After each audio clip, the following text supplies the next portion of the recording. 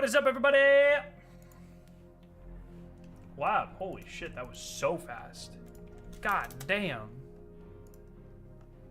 God damn. Every time I start stream, why does it say the stream's upcoming? Yeah, there we go. Every time I start stream, so like before streams, I'm not really talking a lot, and then I start streaming and I say, "What's up, everybody?" And then Shadow's usually right here, and she thinks I'm talking to her, so she responds. You know, she does her.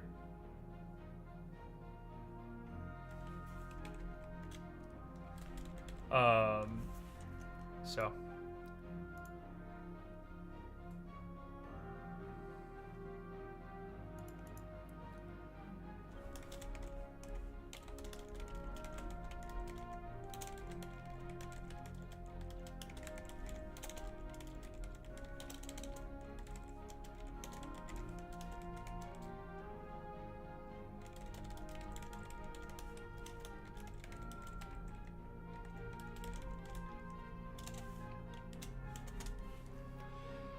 Alrighty.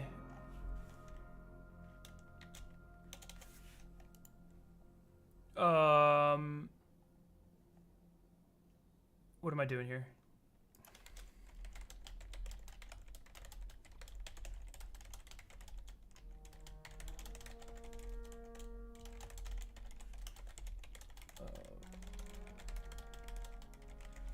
Anyways, sorry about that.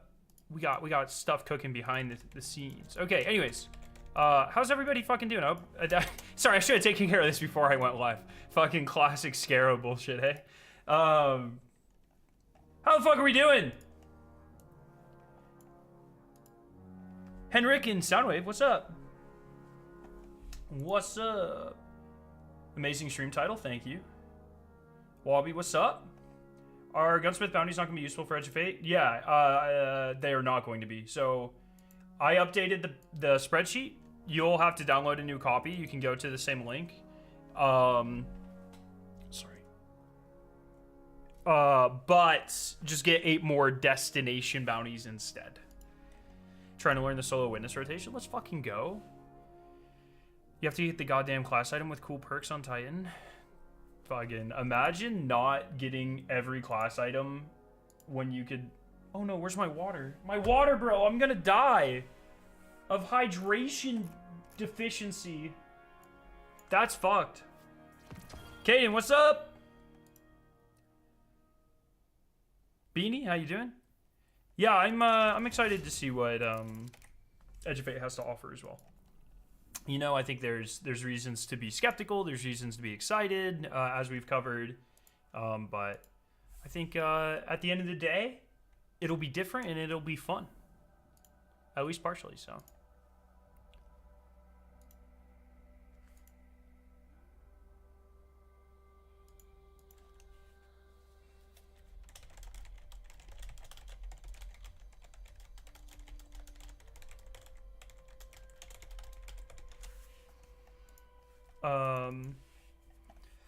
Baltic Cave, how you doing? I'm trying to figure out what I need to do. Okay, let's do the weekly Dreaming City bounties. We're bounty prepping. Title reminded me that I haven't gotten any marathon news yet. Yeah, I'm sure they are prepping. Look, marathons, the most important moment for marathon going forward is the next time they talk about it, in my opinion. So I bet they are prepping some maybe I'm reading this wrong, but for me, I would want to make sure this next bit of information fucking hits. I would come with examples of what they've improved from the alpha, comparisons before and after, and really like just drive it home that they are listening. As you know, as annoying as that phrase has become over the years. Sorry, where is this? And that they are making changes. They're more focused on the expansion round right now, different teams. But yeah, I mean, even though they are different marketing teams, they won't want too much overlap. That's a good point. But that being said, that's a good reason for why they didn't talk about Marathon over the last 2 weeks or so, but this week wasn't really a news week. Next week's not really a news week for Destiny. Oh shit, brother. Oh no, I'm bad. But you AFK'd it, don't act like you're better than me. Oh, that means I am better than you. Oh, and I love the video of things that you liked about Edge. Hey, I appreciate it. That video is actually doing better than I thought, to be honest. We'll see how the momentum carries it. But we'll have to see. Betting on a new ARG sometimes next month. I would not do that. Maybe, but I don't know. 3 ARGs pre-launch seems pretty excessive. And not that I wouldn't like that, but it seems like, I think it seems unlikely for them to do that, personally. Because keep in mind, they can't just be like, oh shit, you know, we need good sentiment, let's pull out an ARG. You know what I mean? This shit takes a long time to make. Those ARGs were definitely in development for 6 months to a year. Yo, Theo, what's up? Evening, Montescaro. Have a great bounty prep stream. Just want to drop in and say hello before I fell asleep. I'm sorry that I always stream right before you go to bed. But thanks for hopping in. Hopefully you're having a good day. Stefan, what's up?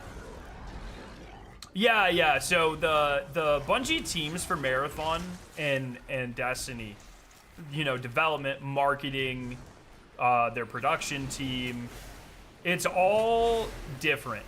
The only things that might overlap would be like potentially like their motion capture team is probably this. Oh, fuck off. Is probably the same just because like they only have one studio. They have one group of people that work in there.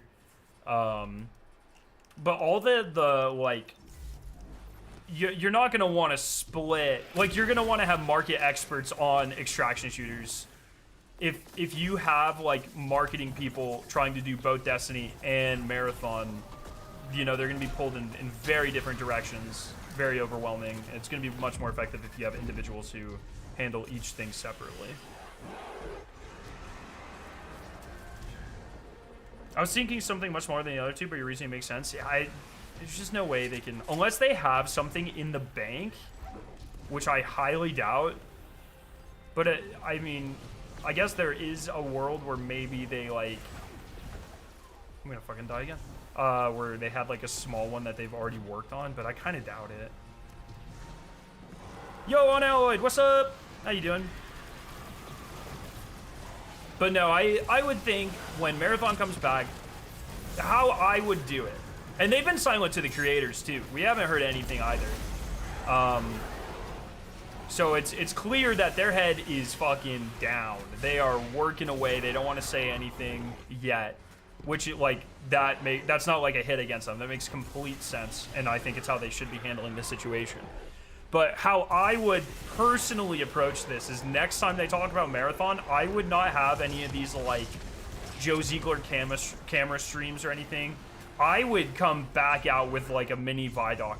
Or at the very least, like, another mini, almost reveal type scenario. Where it's like, hey, people, you know, some people like the alpha. A lot of people didn't respond super well. We know a lot of you guys didn't even get to play in the alpha. Here's how we have responded to feedback on, you know, not enough incentive to play as an individual. Here's how we have responded to, you know, some environmental feedback. Here's how we've responded to, like, art criticisms. Not the plagiarism thing, but, like, the lack of bodies and, I remember one of the big things from the alpha was, like, external environments didn't look super good. So I would bet they come out and they talk about a lot of that. And then maybe they show the, you know, the ranked system. Maybe they talk a little bit more about aliens potential. That sort of stuff. That's how I would approach this if I was them. Obviously not my field at all, but as a gamer, that's what I would kind of hope and expect to see. So I would imagine that's kind of the lines that they're thinking of. But they need a strong showing next time they show it. Do you have every dungeon key? Yeah. Yo, Crydar, thank you for the tier 1. How you doing? Good morning to everyone except for Marathon Bulletin. Brutal. That's awesome. How are you doing, my friend? Oh, let's see the Europa one. I didn't actually realize this. I have made very good progress on these bounties. I'm doing good. I'm doing great just playing Destiny Rising before the beta ends. I completely fell off of Destiny Rising. I don't know why. The beta did not capture me anywhere near as much as the alpha did. And that's probably because the alpha was like, had the new car thing going for it. And then it was like mostly the same and then more for the beta. I'm going to be honest, like I was pretty sold on the game for the alpha. Now, I legitimately don't know how much I'll play on launch. So, I miss the Vidocs. I do too. A lot of mocap is typically outsourced. They have their own mocap studio, for sure. I've been in it.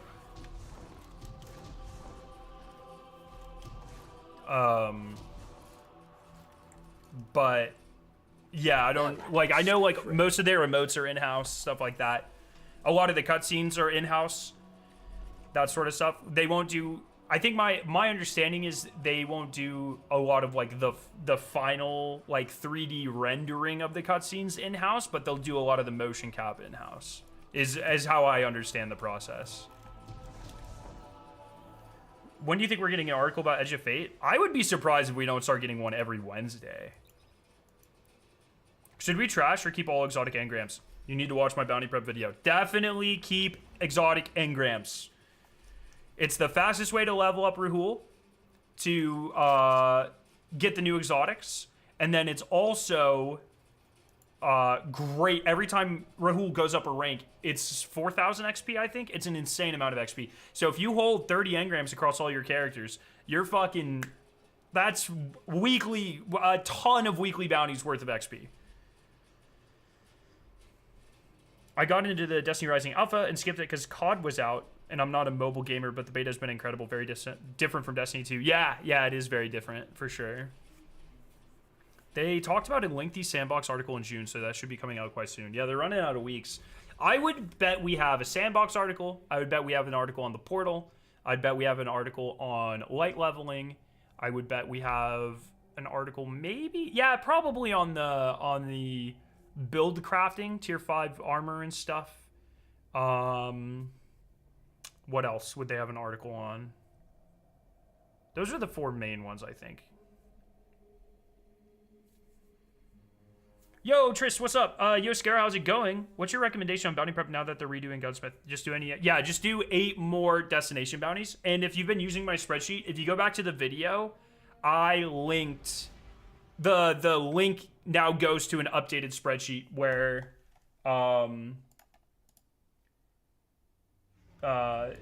I don't even think I have it fucking saved. Where I have taken out the gunsmith bounties and updated all that stuff. Did you get the shotgun you were going for? I did get the shotgun. I got 2 shotguns I was going for. Here's the best one I got. Check this shit out. It's like essentially like a 4 out of 5. Redirection, elemental hunting, that's the important parts. Appended mag, I'll take it. I would have liked arrow break here, or arrowhead for the handling, but then I got the handling mastery, so I'm pretty happy with this. The only difference is like maybe assault mag as well for the increased rate of fire, but honestly in rotations that sort of thing can actually end up like if you're using like a envious arsenal or holster mods or whatever, that sort of thing can end up fucking up rotations if you can shoot and then like you switch too quickly. So, you know, that's kind of copium, I guess. But Shrimp says, in 100 hours of Night Rain, I just for the first time had a run where both my teammates left after starting a boss too hard for them, and then continuously dragging in another boss and dying on repeat. And then continuously dragging in another boss. I don't know what that means.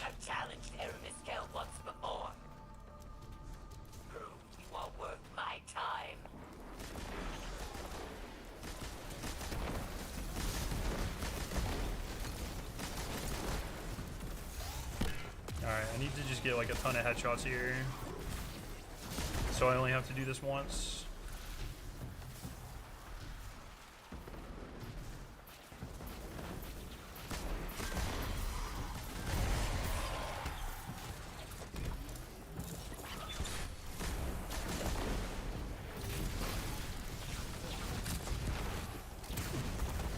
Oh, did I just fall? Oh, secret hidey spot.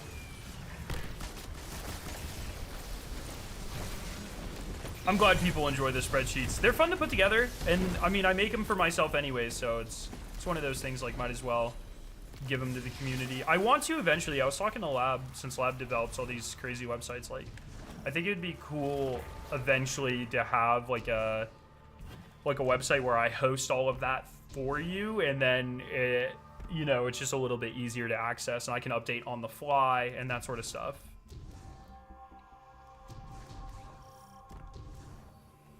Just spreadsheets are really cool for individual stuff, but I'm a big believer that, like, sometimes, a lot of times, projects get too big for spreadsheets. That's why, like, you'll hear me say, well, okay, so this stems a lot from, like, my actual job. A lot of our, like, internal data is stored in spreadsheets, or has been, you know, aggregated into spreadsheets. And it's like, spreadsheets are really cool if they're just on your computer, but trying to navigate someone else's spreadsheet and, like, giving people access to that, and, like, there's just a lot of risk there. People can fuck stuff up, and, like, it's hard to digest, and it's like, once again, working in someone else's spreadsheet is probably the worst thing I could ever imagine.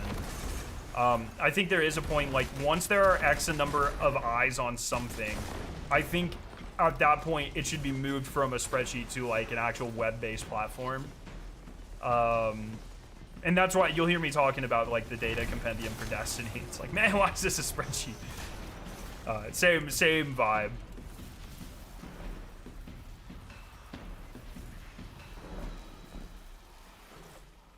Simple HTML is definitely easier than you would think it is. Yeah, I just want someone with experience, like Lab, to kind of walk me through that. I have no doubt I can learn it. I'm a pretty fast learner when it comes to most things.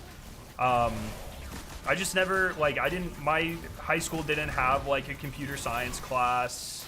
I never took any of that in college. I took chemical programming one time, so I wrote, like, Python to solve Hamiltonians or some shit. But that was forever ago, and that was using, like, Math Lab and Origin and shit. And there's another one in there. I don't even remember what it was. That was forever ago. It's forever ago.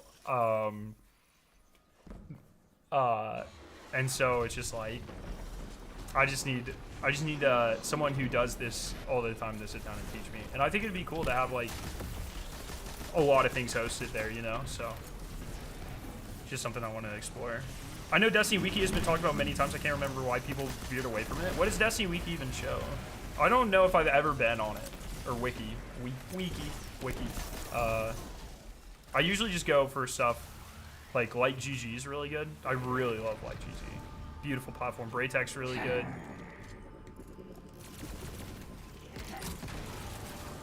I'm so glad that they're adding new enemy types to the existing factions with this expansion. Corsairs and Imps. Yeah, Vex Simps, bro. I much prefer that over a new faction. I don't know if I'd prefer it over a new faction, but in lieu of a new faction, I think it's really good. Like, I like the additional units, and I like how they're, like, the Wraiths, or the Wretches, they're getting the Strand Sticks. The Captains are getting the Stasis shields and guns and stuff. Like, I really like when they update existing factions to make them play differently, like the Dire Taken. I think that's a very interesting way to change up gameplay, and is probably like a billion times easier than making an entire new enemy race. So I think that's a fun approach that they've been taking recently.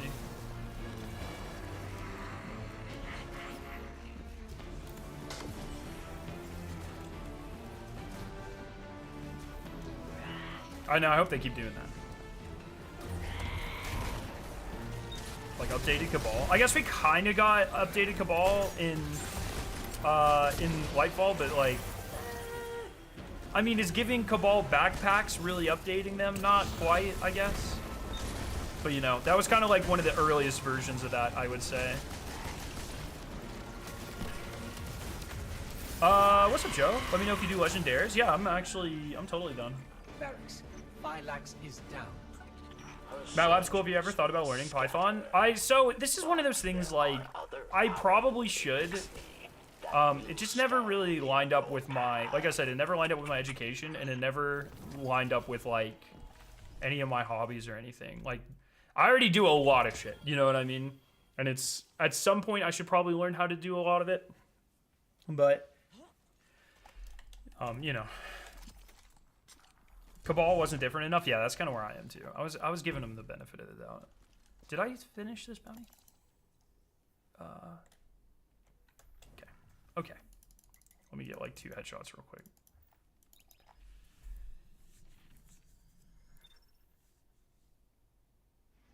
I also hope they add to the Hive and Cabal since we've gotten new Vex and Fallen and Beyond Light as well. Briggs and Wyverns. That's a good point. Last time we got a new Cabal unit was Warbeast on launch of Destiny 2. What's the last new Hive unit we got? Have we literally ever gotten a new, like, ever gotten a new Hive unit? I don't think, like, maybe the Festival of the Lost Knights kind of counts.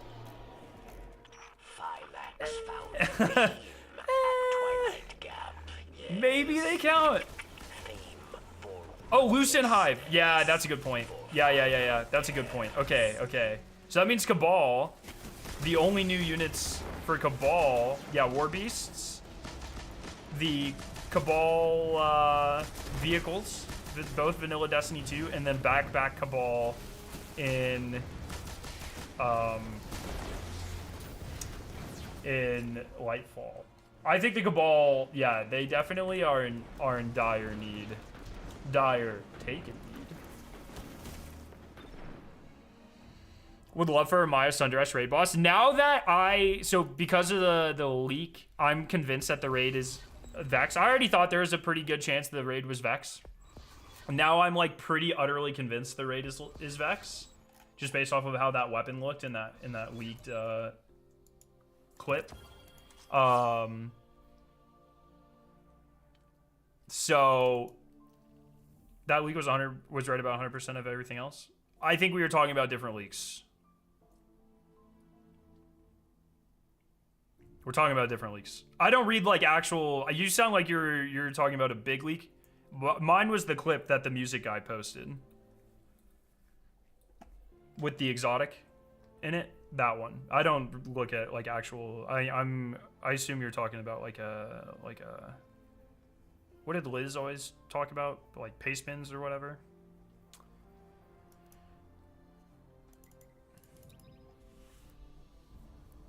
Have you used Temptation Hook with Blight rounds? It's insane damage. No, I haven't.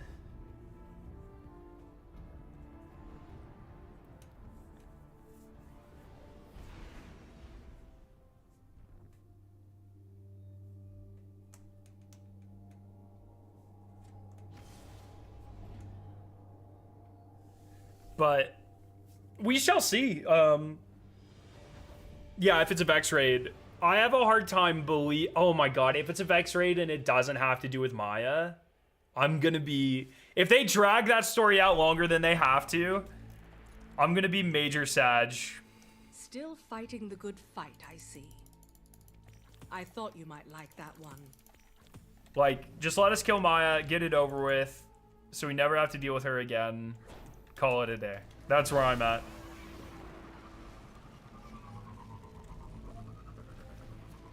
But also, I tweeted out, Vex Dragon raid boss. I stand by that. Imagine Maya uses the Echo, the Coral Echo to pull together all the Vex units and make a giant Vex Dragon. That'd be sick as fuck, bro. It's not gonna happen. It'll just be a big knight, or a big Minotaur or something, but... Well, we've already had big Hydra, and we've already had big Minotaur. So what's left? Big Cyclops? Big Cyclops? Kind of like the Hangman from the First Ascendant.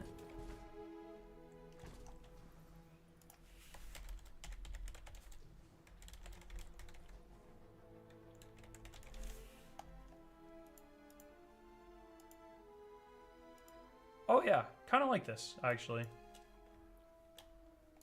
Cooler, though. But yeah, kind of like this. Big Vex Imp. Ooh, that'd be a fun one, where you have to, like, damage different things. Kind of like the Servitor from Vesper. Oh, that could be a really good one. There were some Vex in the reveal ages ago that were called Coral Vex. Yeah, I talk about that in my review. We got to fight some of them too. Oh, what the fuck? What am I doing? What? Oh, jeez. I forgot how to play the video game Destiny too.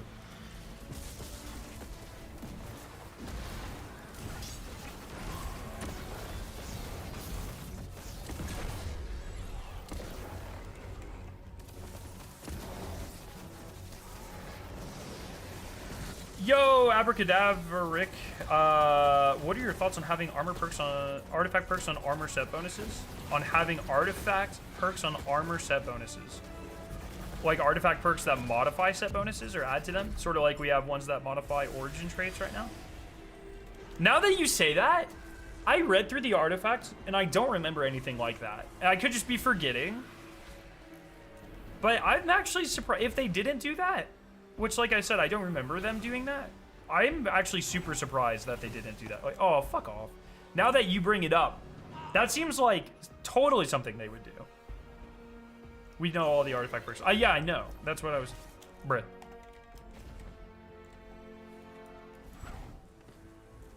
Imagine, though?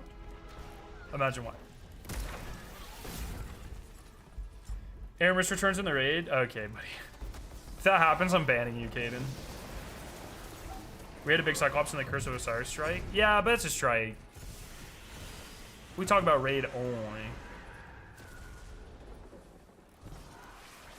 Now, like having old artifact perks on reprised armor sets. Old armor perk. Yeah, I mean, I guess there's some examples where that could work, I suppose. I don't think,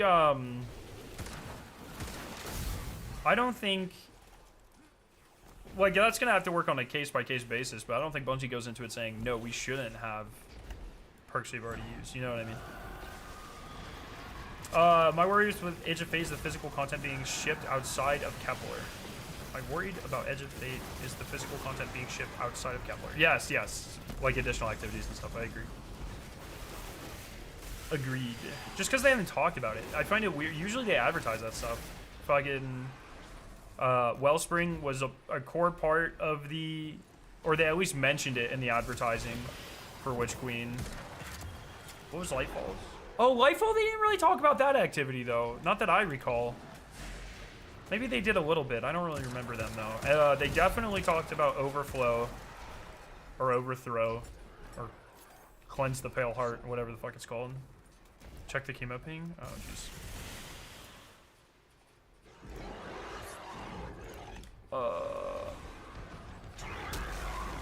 Checking chemo ping. I'm running from these nerds. Spoiled lesson 5. Oh, shit. Oh, shit.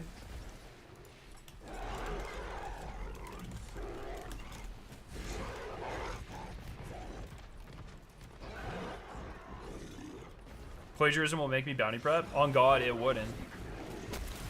World's First will make me bounty prep. That's about it. Yeah, I got one of my rolls to drop. It's pretty good.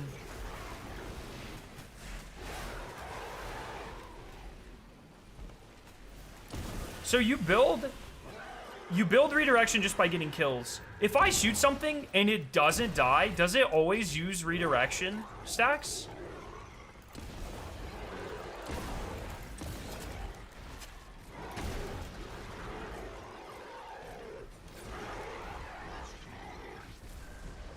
An activity with thoughts going to the past, present, and future in the universe would be cool, kind of like Sundial. Not a specific place, just in the unknown universe. Yeah, it's a cool in concept. I mean, it would have to be like the gameplay has to be cool. That's what I care about. I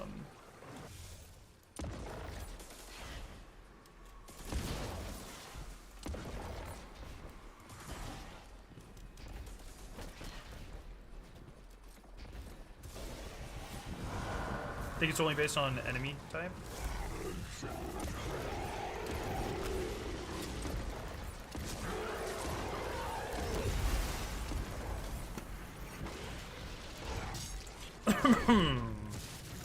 Yo, chill, bro.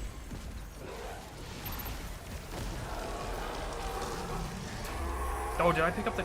Please tell me I picked up the bounty. Nice.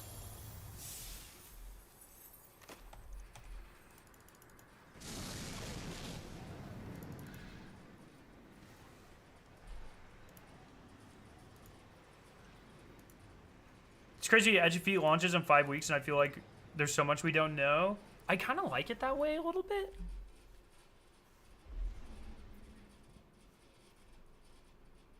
Check out the video from Trouble91 on Temptation's hook damage. It's worth trying, and farming forecaster frames kind of OP. This is an ATP alt account for sure. ATP has been begging us to try caster frames forever. Trouble91. I will bookmark this video.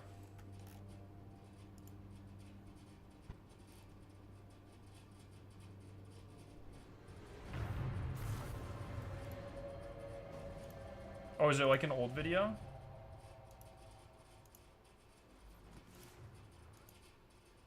Caster build, I assume. Let me just beep. Okay.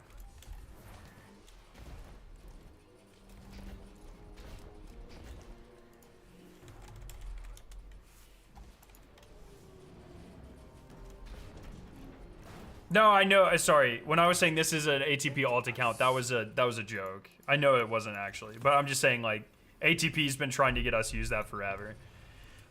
Duff, thank you for the super chat. What is happening with the Momentos? I have literally no idea what is happening with Momentos.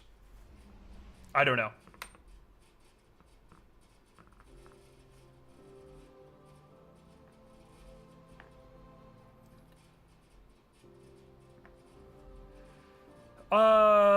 I remember hearing... Oh, they still haven't revealed all the exotics yet. I remember hearing from someone that playtested Edge of Fate that they only showed the ones they wanted to. I think the only exotics they haven't shown, the only exotic they haven't shown is the raid exotic. I don't have any reason to believe they didn't show us another, or that there's another one. But...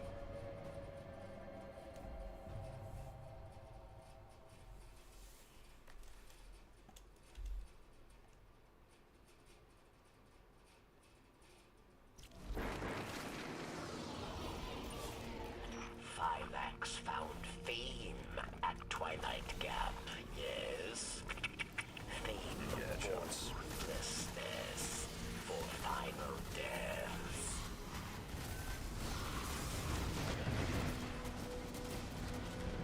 But keep in mind, this is not meant to have the same amount of content or exotics as like a regular yearly DLC, because there will be 2 of these.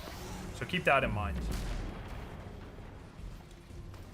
Is it a new raid or is it going to be Wrath? There is literally 0% chance it'll be Wrath.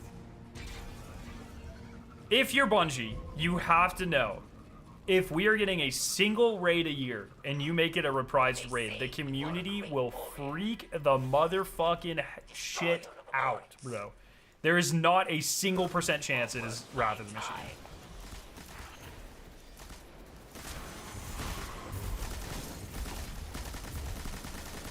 That would just be a generationally bad move.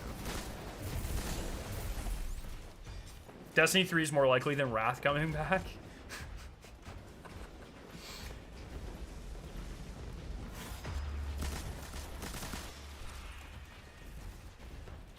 Do you think the epic raids will be a decent way to fill in time? I think it depends more on... I think a lot of people are going to focus on what changes in the epic raid.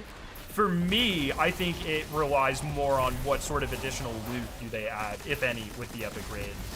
Like if they add like additional shiny weapons or whatever with the epic raid that you can, like an exclusive class of weapons that you can only farm for in that new activity, then for me personally, it'll add a fuck ton of playtime. But we just don't know. Epic raids, I talk about this in the video I put out today, so you should definitely go watch that. But epic raids are essentially the next iteration on like master raids. So the epic raid comes out 3 months after the raid. All we know is that it'll potentially add new loot, potentially add new mechanics, and potentially even add a new encounter. But that's from what they kind of alluded to 6 months ago. They haven't really talked about it much other than giving us the name Epic Raid in the recent reveals, So is there an episode along with Edge of Fate? Yes, but I don't know, like, they haven't talked about it. So we know that there's going to be additional seasonal content from the season. Seasonal content, that's what that means. 3 months in. But yeah, the season is supposed to start with Edge of Fate. They just haven't talked about it. Which is not unusual. Like, that's actually pretty common. For the season that comes with an expansion, they usually don't talk about it until the week after or the week before an expansion, I believe, so. Like, I don't even think we knew what fucking Echoes was until maybe the week before Final Shape, I think. I don't, it's hard for me to remember the timelines exactly, but. I would say the vibe I get from Epic Raids is that it's finally like the Destiny 1 version of hard mode raids coming to Destiny 2. That's like the closest equivalent. We didn't know about Echoes until after the Final Shape story was done. Oh, well, there you go. Oh, that's right, because of the Echoes and shit. That's right, that's right.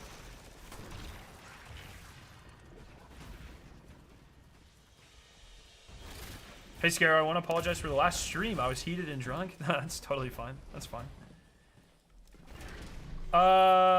What's up, Forcer? You know, I understand quality over quantity and the fact we're getting 2 DLCs a year, but a $40 expansion coming with less exotics than some seasons is pretty dumb. What seasons? Wait, I want to be careful here. What seasons have more than 4 exotics? It is 4. Yeah, what seasons have more than 4 exotics?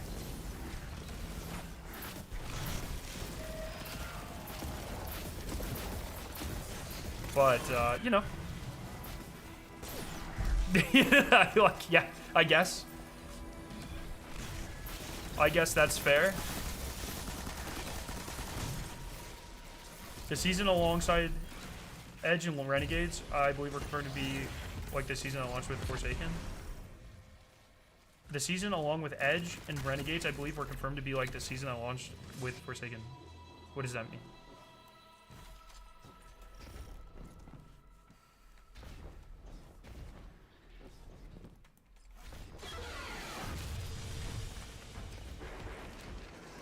Also, the seasonal, remember, you're only paying for the expansion. If you don't want to pay for the season stuff, Forcer, like, you still get, I think you still, like, the seasonal exotic you don't pay for. So you're really only paying for New Land Beyond, 3 of them. New Land Beyond, Graviton, Spike, and,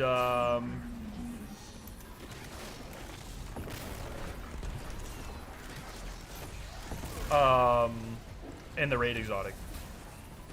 But on it, like, honestly, though, like seriously, I'm being, this isn't like supposed to be demeaning or anything, but like, Forcer, if like the price is really that much of a fucking detriment, or like you care, like you actually care that much, you'll be able to play. My understanding is like 80% of this for free. You'll be fine. You can interact with the portal system.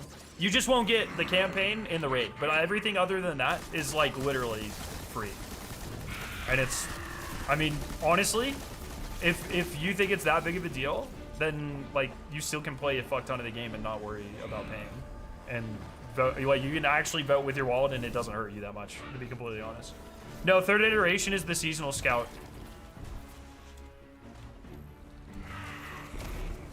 Forcer's in the YouTube chat.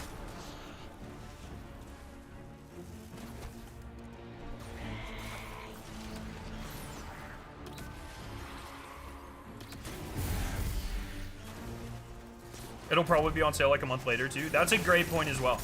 That's a great point. I just think like, yeah, I don't know. Maybe I'm sure. I guess we can nitpick over price, but a $40 season versus like a fucking $80 on box game.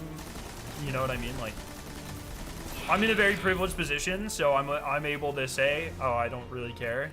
But if you do care, which there's nothing wrong with, I think it's good to care about stuff like this. And like, if there is ever a time to vote with your wallet, this is probably the least inconvenient time to do so.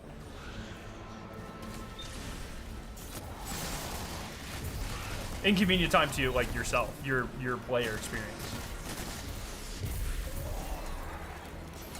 As Randy once said, if you're a true fan, you'll pay the price for it. Yeah, good one. That's right. Fucking Randy.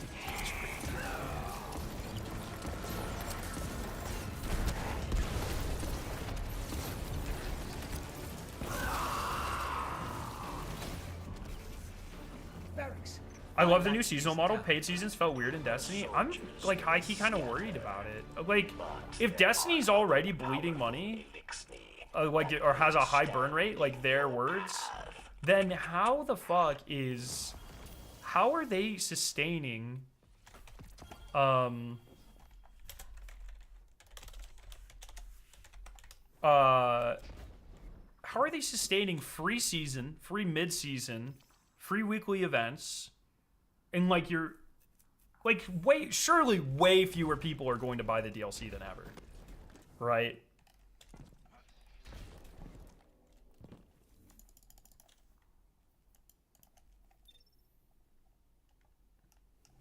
I just don't want, I just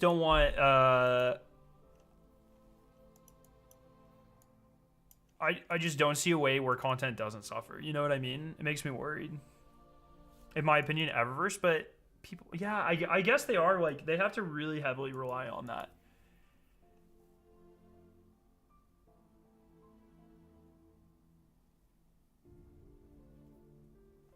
My brothers bought the DLC for 30 euros. That's less than 2 movie tickets. That's a good point as well. Like, you can always frame it however you want.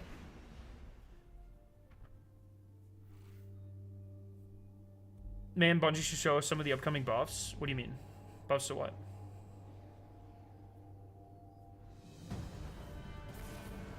I use Destiny write-offs as tax expansions as tax write-offs, so I'll be fine. I'm just worried how the community is going to react to a really small DLC that's the same price as Forsaken. You know what I mean?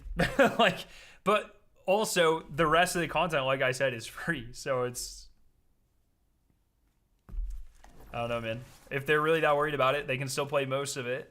What I assume is most of it, I suppose, for free. Bungie has a card up their sleeve, bikini-themed Solstice armor. It would actually be fucking amazing. I would hate it. I would actually hate it. But it would be really funny if Bungie pulled the Gunner card.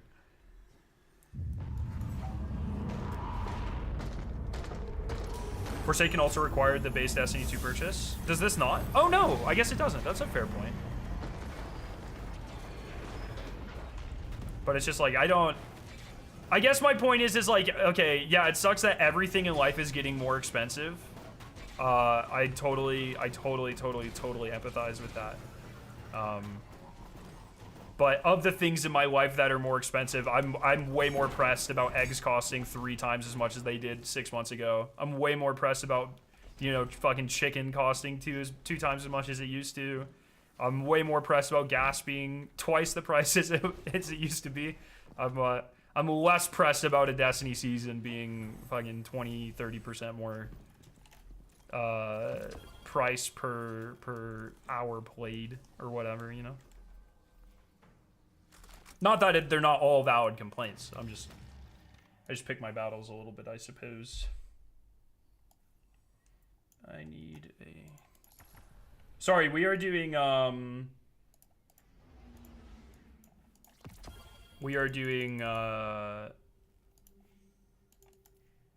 spoil, weekly spoil shuttle. So we are getting all of our spoils. Have you considered just stealing it? Eggs would be free then? That's a good point.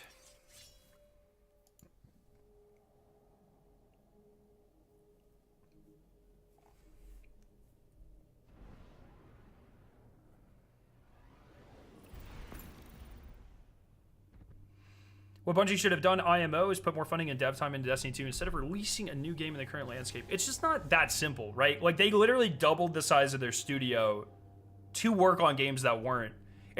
I think people have this, like, this big idea that they took, like, all these devs that were on Marathon could have been working on Destiny. That's not the reality, right? Destiny has a very limited cap on where it can go, right? How much more can you grow the audience of Destiny? You can grow it, you can make it more consistent, sure. But the benefit for Bungie, a company like Bungie, adding a second product and attacking or like attracting a completely different audience, the growth there, your profit opportunity is orders of magnitude higher. It's way higher. So we know Destiny has a high burn rate. We know that they've been kind of bleeding money, even just on Destiny, for a long time. So just adding more to Destiny, doubling the size of the Destiny team, building more and more and more Destiny, there's only so much, like the return on that is going to be much lower, potentially. The unrealized return, I suppose, is much lower on something like that than doubling the size of your dev team and trying to strike out somewhere, or not strike out, like knock it out of the park somewhere else and attracting an entirely new, huge audience. Now, obviously for Marathon, that may or may not work out. It's clearly having its struggles, right? But this is kind of the thing when people are like, oh, they should have just made a Destiny 3. The thing is like the audience is only ever going to get smaller, or is if on the upside, if they do attract new people, there's not a world where they attract 1 million new people to Destiny. You know what I mean? It's like there's a very narrow upside to something like that. So while I also agree, I wish that Destiny 3 was a thing, or I wish that Destiny 2 got more attention or whatever. From a business perspective, I understand why that was not chosen, even though I don't like hearing that rationale. It's just the reality of it.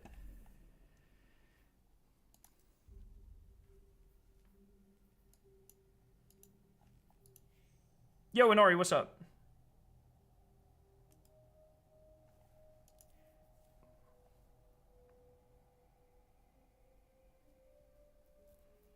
Curse of Osiris launched with nearly 3 times more exotics than Edge. Yeah, I mean, that's totally fine. Like, if that's the thing, this is, I think, just a difference in perspective, personally. Like, if that's how you measure the quality or size of your expansions, that's totally cool. I'm going to pick on Forcer a little bit here, because I think him and I very much differ in this. You know, a lot of times Forcer will talk about, like, the number of strikes that came with the DLC, or the number of new gun models that came with the DLC. And those are perfectly valid things. For me, I don't really care. Like, I'm not saying, like, oh, Forsaken was a better expansion than Witch Queen because it launched with twice as many strikes and twice as many Crucible maps. There are just many more things I care about as part of an experience in terms of an expansion. I think just the unique approach that they're taking to storytelling and mystery and that sort of stuff in Edge of Fate alone sets it way above Curse of Osiris. We know the campaign for Edge of Fate is 3 times longer than Curse of Osiris. We know that it's coming with a raid that at base is going to have twice as many versions as fucking Curse of Osiris. So it's like, I get it. If you want all things measured equally, I see where people are coming from when they're like, oh, we're getting half as many exotics or whatever. But I don't really, does it really matter how many exotics you get if you use one of them? That's just kind of where I'm at with a lot of this.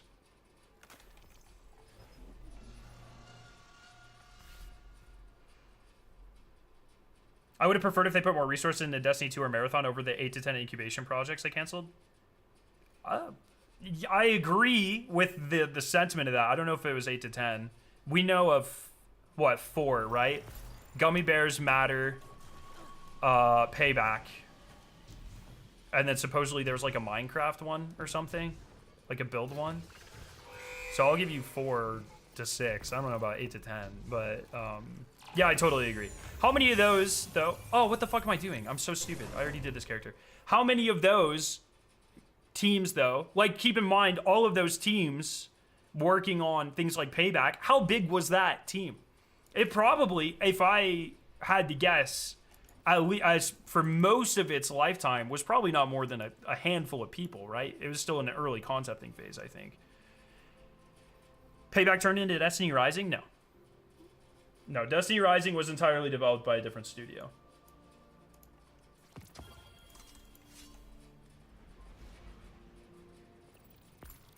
So it's like, yes, I agree that I wish that their focus would have been, if Bungie wanted to expand. I've said this a long time, I think, or a lot of times. I think one of Bungie's biggest mistakes was trying to jump straight from a 1 IP studio to a 3 IP studio. Right out of COVID. During COVID, in the late stages of COVID and out of COVID, that was their expressed goal. Become a 3 IP studio. And I think that is a huge mistake to not go through the growth, the natural growth to go to 2 next. You know what I mean? I think they should have focused on that first. So I totally agree with you there, Forcer. I just, with like how many resources were realistically put into those other projects, I can't answer that question. I don't know. But it's not like they all had 100 people working on all of them. You know what I mean?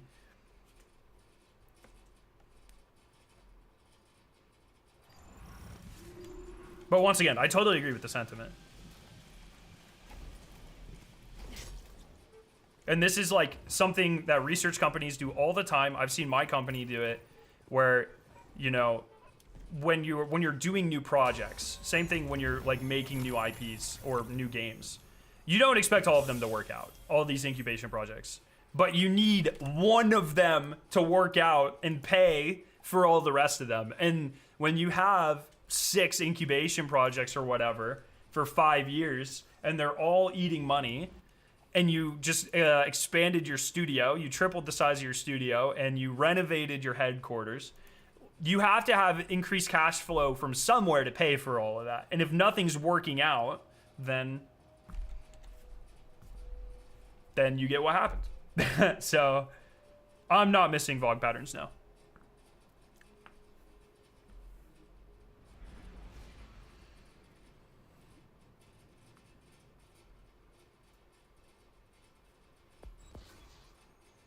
Those teams start super small. It doesn't make sense to have a lot of people on a concept project. Yeah, exactly.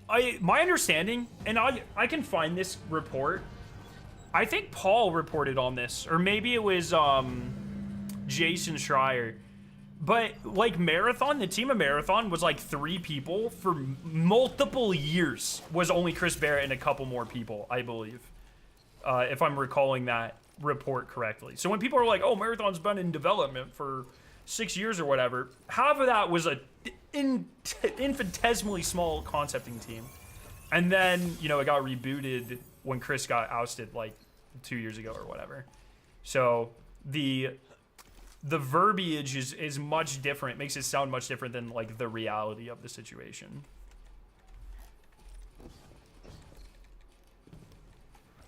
Lupo talked about that as well, yeah. Will the power causal fluid weapon trait be more valid since it buffs mobility for doing damage? With mobility switching to weapon stat would be... Oh, that's an interesting... Paracausal fluid? Paracausal fluid origin trait. That's an origin trait? What is this from? That's not VOG weapons. What is this? Gain bonus handling and mobility when damaging targets with this weapon.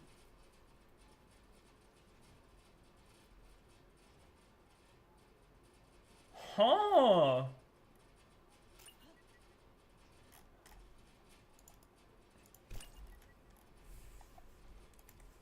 Guardian down.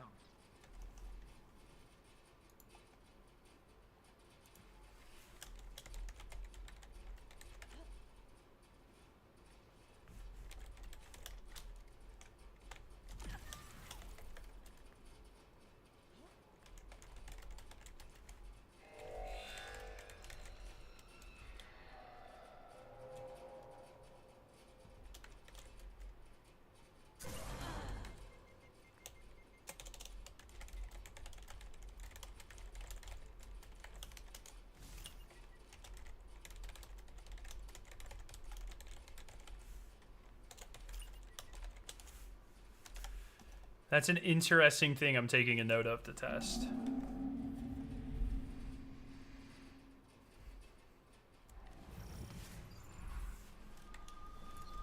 Angelo, that's a very interesting thing you point out there.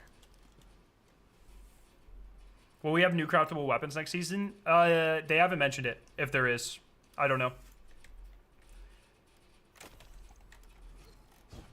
I would hope that this year's weapons that aren't craftable become craftable as a catch-up mechanic.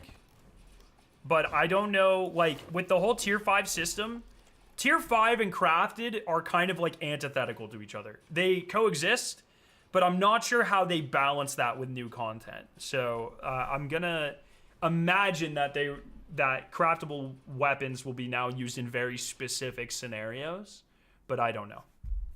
They haven't talked about that yet.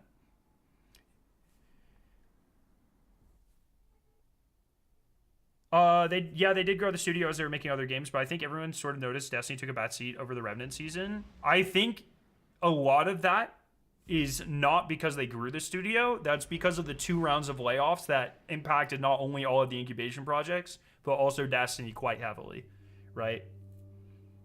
Revenant would have been developed that would have been developed after both rounds of layoffs.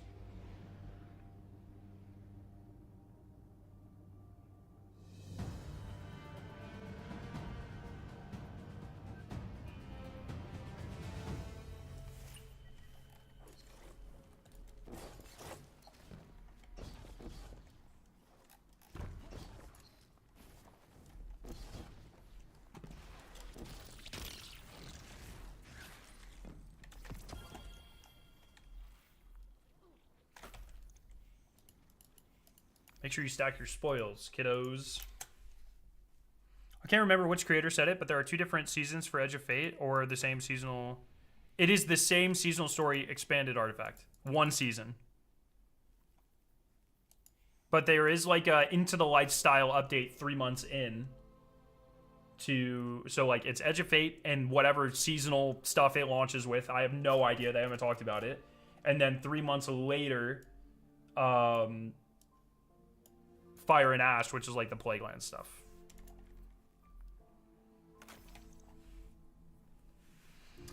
Like Craftable Max a tier 2, Craftable is its own tier. It's not really a tier. It's just the craftable weapons do not exist within the tier system.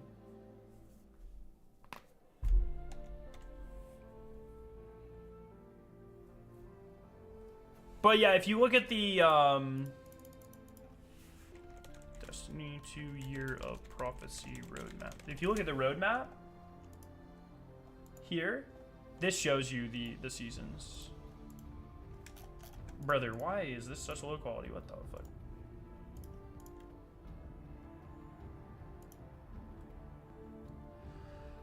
Sorry, I'm trying to find this fucking picture. There we go. Found a good one. Let me rejoin and then I'll show you here. We actually already have the seasonal names too.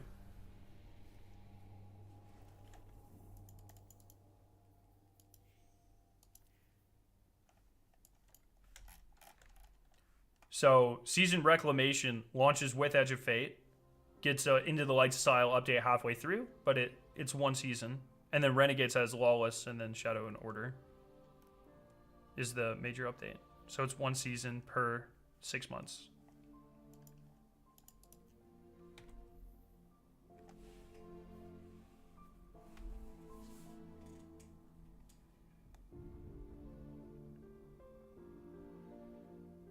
Four season passes too?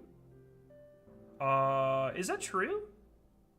Oh yeah, I guess it does say individual reward passes. Interesting. I would think they would do similar to what they do now. They might do what they're doing now, where instead of 3, it's just 2. Like, are these called reward tracks? Rewards pass? I bet we just get like 100 and then 100 more, or whatever.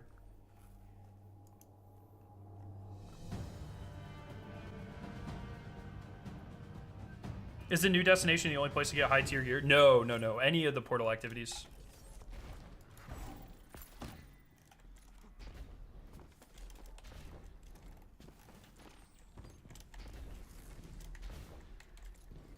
Bro, these weapons look so fucking good. Oh my god. I didn't know they like actually had a glow like that.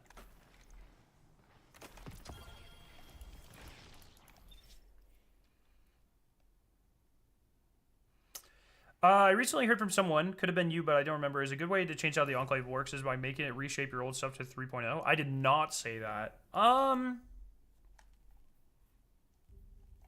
Do you want to do that? Do you want to do that? How does something change by being reshaped to 3.0? Because, like, all of your armor is automatically updating already. Yo, Ridery, what's up? Thank you for the raid, my friend. Myopian, and the pre-order says 4, 1 active, 3 others. Oh, good to know. Good to know. I hope that raids end up getting the tier system implemented. I would be floored if they don't in some way. I highly expect them to. Maybe it's just the epic raid or what, but there's no way they're going to invalidate all of the armor and the weapons by not making them be able to be the best. You know what I mean?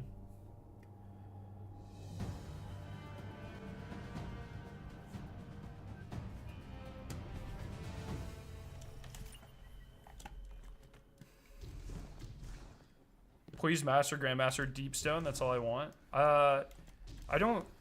So raids are not part of the portal, so I don't know if they'll have customizable difficulty. They have mentioned they want to make dungeons part of the portal, but I don't think they've ever said anything about raids as far as I'm aware. Oh, I should switch to this build.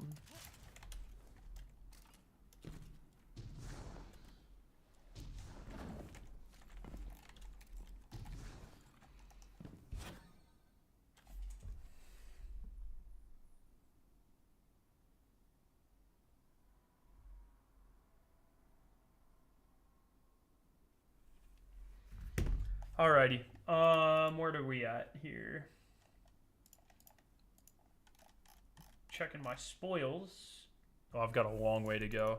I'm trying to, next week is Master,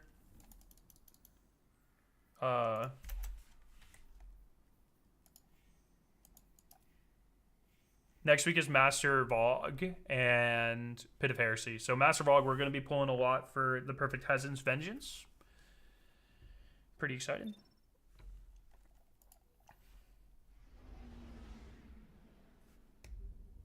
Did you learn anything about the availability of deep sight harmonizers in Edge of Fate? Because they're kind of moving, it seems like they're moving away from crafted weapons. I'm not really sure.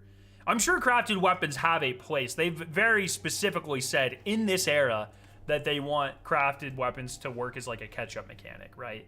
So, I don't know. I don't know like what form that takes. I have no idea.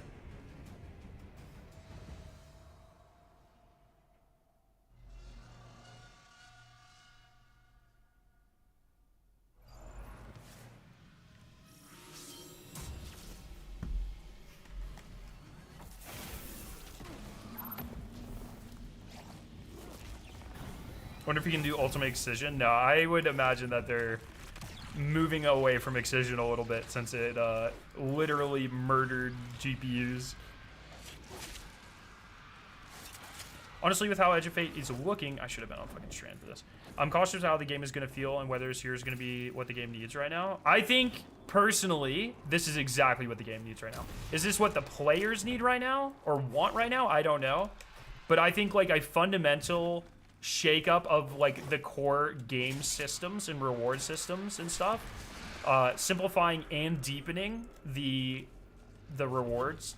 And, like, making it more approachable and expanding the breadth of like the types of activities that you can do to level up and grind stuff. I think that is literally what the game has needed for 4 years. In a bad way, in a very bad way. That's what the game has needed. I think this is, but once again, is this, everyone for years has been like, oh, we need a season of the health. We need a season of the health. We need a season of a health. Well, they're finally doing it. It's time to like fucking lock in and let them do it. You know what I mean? They're making us eat our veggies before we have dessert. Exactly.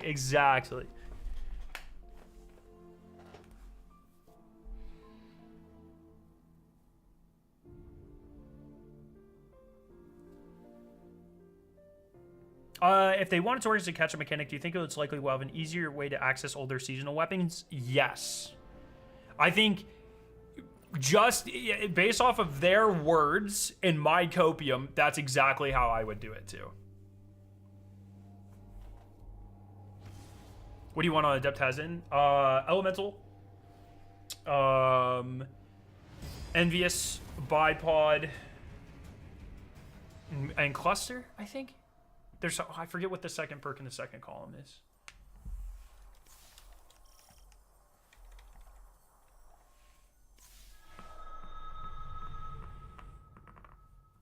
But there's just so much. Can we get a top 5 reasons I'm neutral for Edge of Fate? That'd be kind of fun. 5 things I literally do not care about in Edge of Fate. Solo ops. Honestly, I don't really care that we're not getting new abilities, too. I don't really care that it's $40. 3.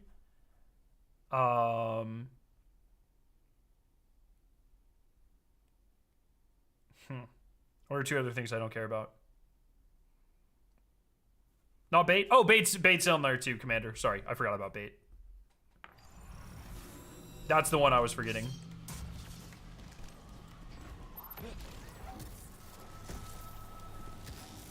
Do you think non-loadout swap will happen in day 1? I think it kind of needs to. Even though I want loadout swapping to be a thing because I like the higher skill expression, I think it breaks the fucking game with the new system if you don't highly limit loadout swaps and things like day 1.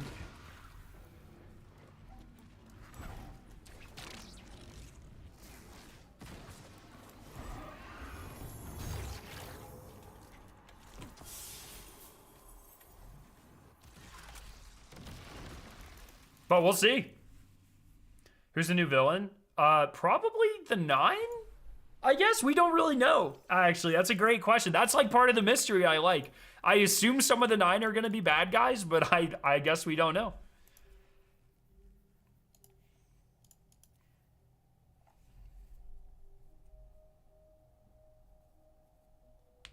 They need to tighten up the core game engine, the cheating and the memory leaks and everything. It needs to be fixed, or the more they add, the worse it gets. The cheating is like that's a constant battle. I don't know how they fix that.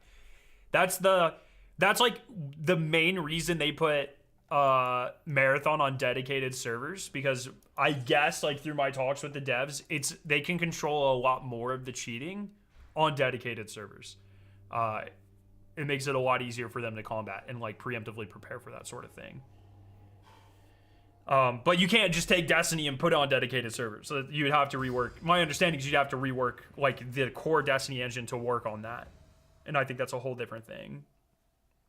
How's your PTO looking? Fucking dire, dude. Dire. Oh no, now she's gonna leave. Did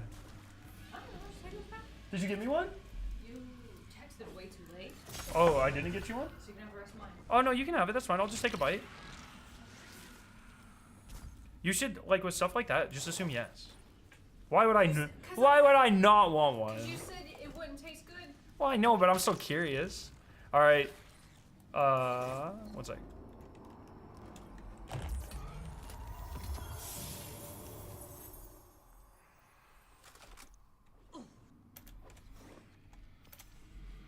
Okay, let's see. It's really lacking in mix sense. Is it? Yeah. Oh, you opened it up. What? Oh, I don't fucking know. Why are they in this disgusting paper cup?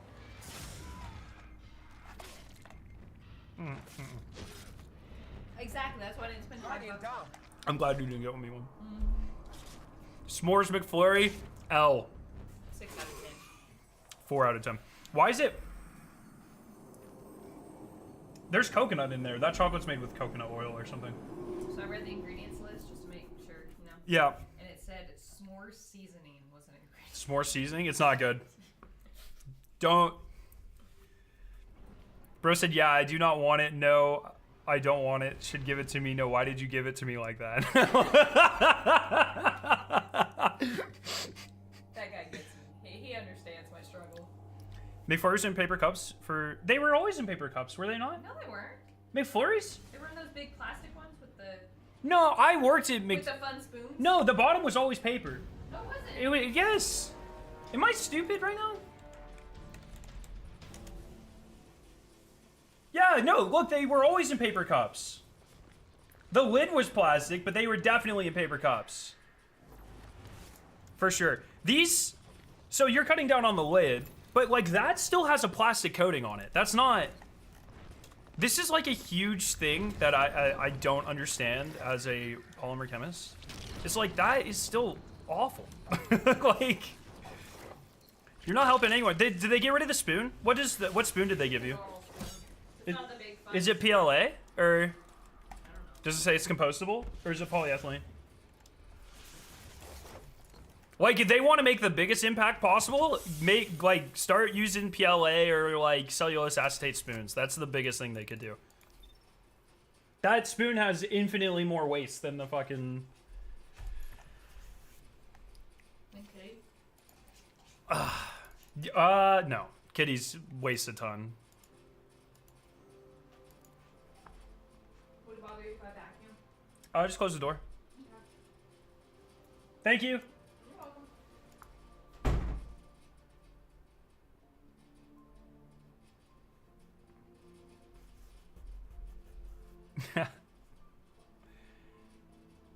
My city in Washington requires everything to be compostable. The Big Mac boxes have a green M on them, and all McDonald's are green instead of red here. So this is another thing, right? So PLA, this is a huge misunderstanding. Everyone thinks PLA is compostable, and it technically is. PLA is polylactic acid, which is like what a lot of paper straws and spoons and stuff are made out of. They are actually industrially compostable. They are not considered home compostable. So it means if they end up in a landfill, they still last a very long time. There are newer materials that are home and industrially compostable, which means if they end up in a landfill, they're fine. But industrially compostable things require very specific conditions, mostly higher heat to degrade on a short enough time scale. But the reality is if you're going to McDonald's and you're getting industrially compostable things, they're probably just ending up in the trash. Like, you're not going to actually get them to an industrial composter in an efficient way. So.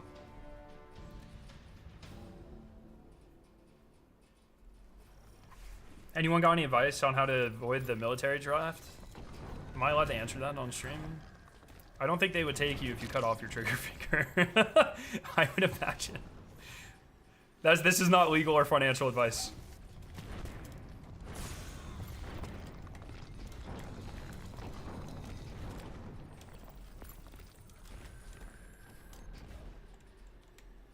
Bro, where's my what?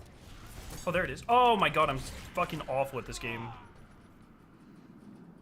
We are in chemistry now. I am a chemist. Ooh, I've got something in my hair. Is that a knot? I think there's a knot in my hair. What the fuck is this? Where am I?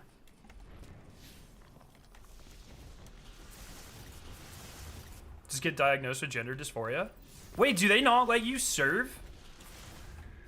Oh my god, I guess that makes sense. I didn't even, well, like not like that should invalidate you, but I guess in the current political climate, that makes sense that would stop you from getting drafted. That's insane. I can answer it. There will never be a draft again, so you don't have to worry about it. That's hey, if the draft ever does return, which I'm not saying, I'm just saying objectively, if it ever does, you can blame Blue Whale for lying to you. Okay.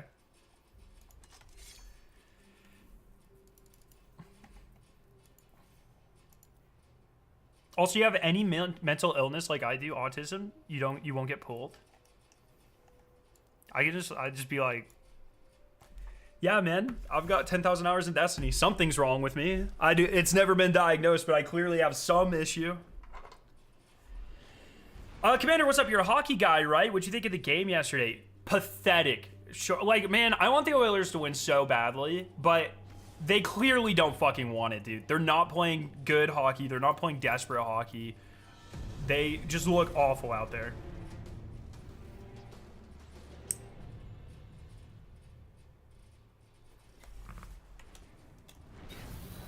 It's just sad, man. It's just like, I like the Oilers as much as I dislike the fucking Panthers. And it's just like, what are we fucking doing here, boys?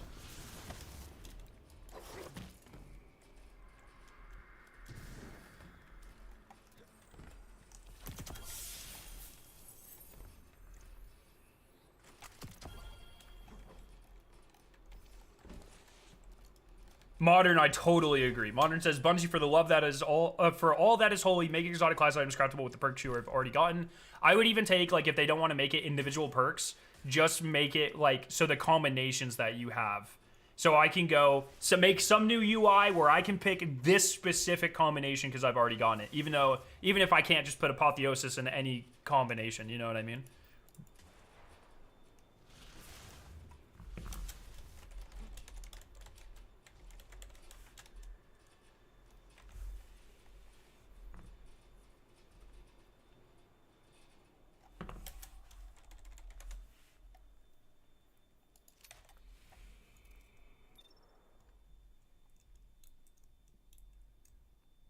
As a Flames fan, I want more of that, dude.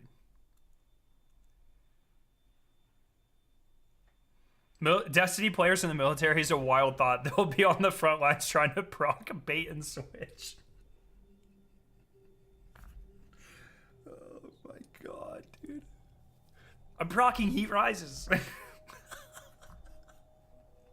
It's a wild comment. Fuck, that's so funny.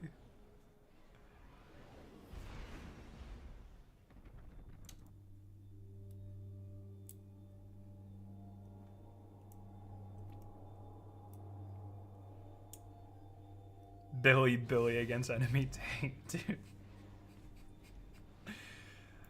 Sorry, I can't well skate. I need a macro.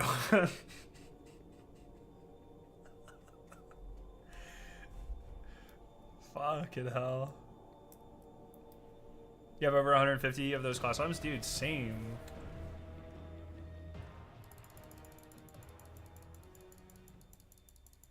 Oh no, I didn't get to it.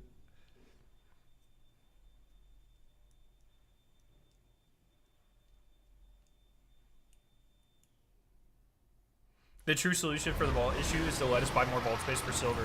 That's how I know. Like, that's how you know the vault situation cannot possibly be, like, or so, like, that's how you know that they're definitely telling the truth when they're like, it's a technical limitation. Because, if it wasn't a technical limitation, they would definitely sell those spots for silver. Domination of the throne world. Your presence within will be most Welcome, children of light. Drown in the deep or rise from it. Dude, why does Rogue sound like such a fucking nerd, bro? I'm about to do a gritty on your corpse, buddy. Walk in. Witch Queen soundtrack's so fucking good, by the way.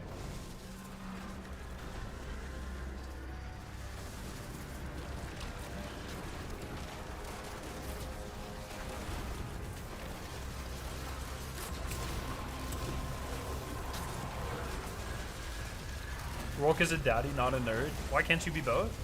Happy Father's Day, by the way.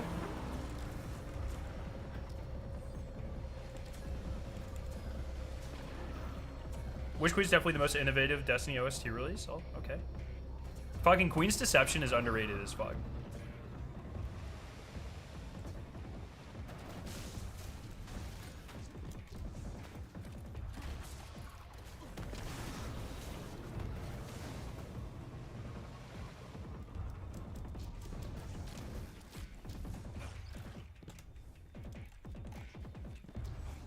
I don't understand how people are asking for more vault spaces. Is 700 not enough? Do not say that in YouTube, bro. You're gonna get crucified. That's a crazy thing to say on main. While I might agree with you in premise, never let the people know. Never let the people know you hold that opinion, man.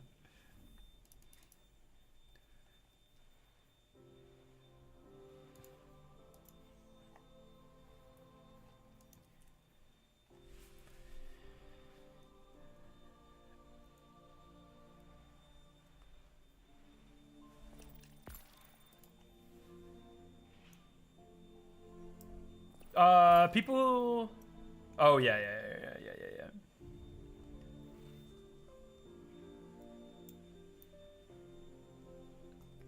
We should do another OST reaction stream, see if Milo wants to, since he has Destiny music opinions I like. That'd be kind of fun. They haven't. Oh, I think you sent me a message about that, right? I don't even fucking remember. I don't even think I read it. I'm a bad person.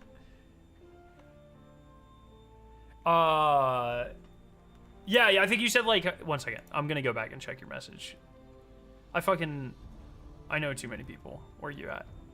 Where you at? Where you at? Where you at? There you go.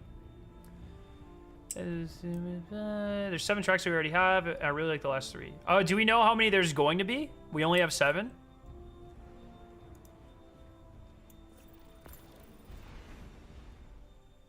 Probably twice that many, right?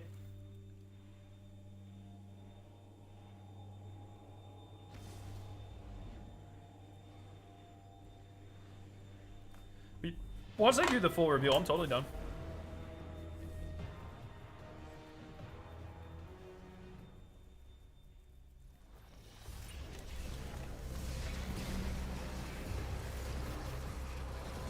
Pull your dim over on your screen, like the bottom of Destiny recipes. I want to see. I want people how much armor and weapons you have sitting there. Mine is 100% mostly armor. The only reason I'm ending, so I think I have like 600 things in my vault.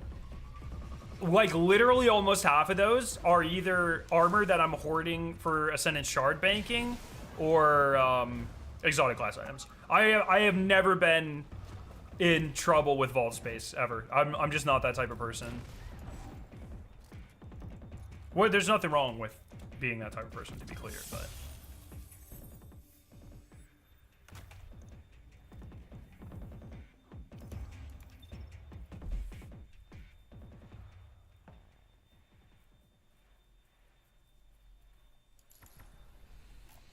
I'll show you my vault here. Once I join, I'm on Hunter, yeah? Yep.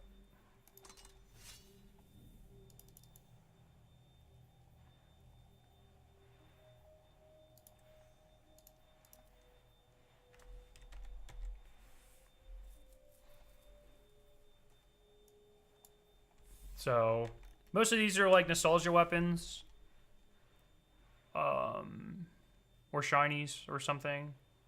I don't even know why I have that. Like I could go, if I really cared, I could go through and iron this out even more. But most of everything I have are, these are all hoarding Ascendant Shards. Exotic class items. I'm nowhere even close. I'm not worried at all.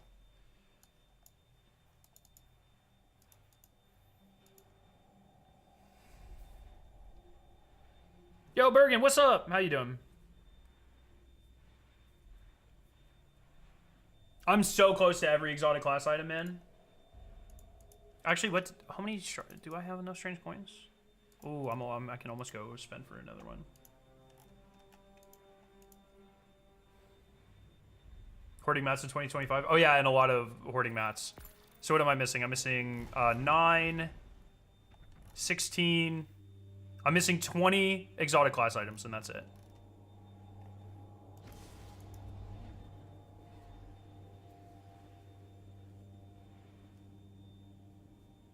Just delete your nostalgia weapons? Why would I? Why would I delete them? I have more than enough vault space. You think I'm fucking deleting? Wait. You think I'm deleting this shit? One sec. You sit here on God, and you tell me to delete my baby? With 99,999 kills? Are you serious? You cannot be a serious human being telling me to delete that.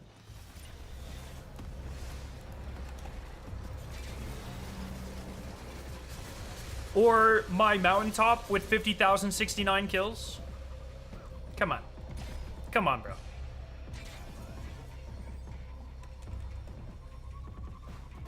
Do you still keep in touch with any of your old Xbox crew? Occasionally. Some of them, yeah. But occasionally we'll chat. But honestly, not as much as I really probably should. How many gifted to delete it? Yeah, fuck yourself, bro. I don't need your money. I'm not deleting it.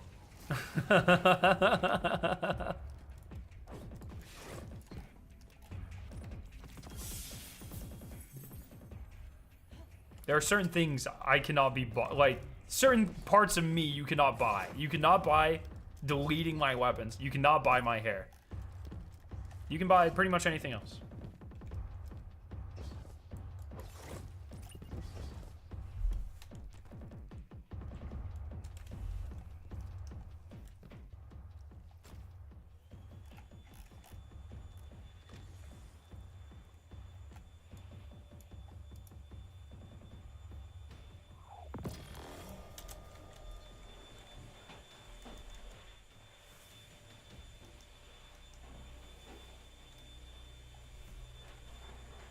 Close enough. Is your kidney up for sale? Yeah, fuck my kidney, bro.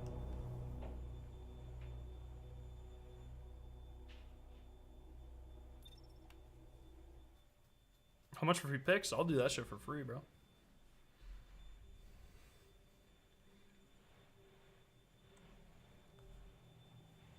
Hurts me that you have to vault every class item. You need a way better system. Yeah, I totally agree. Yeah, like they should just make it. I'm sure they can make a craftable UI where it's like, it's just, eight arrows, like one per every main perk.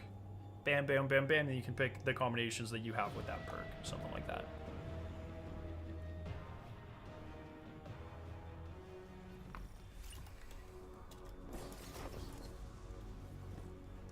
All right, let's play a game. Do I remember the skip?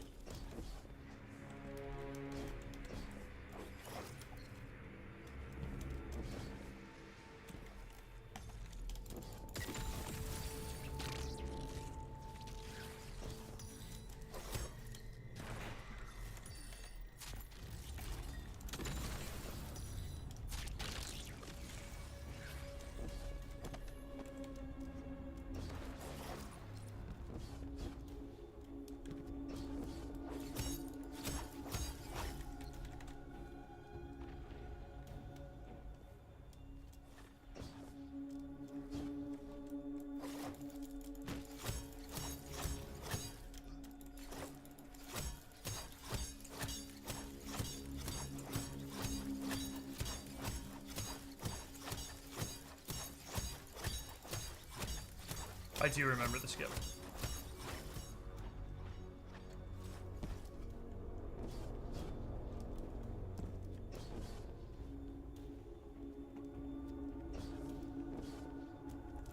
Oh shit. No!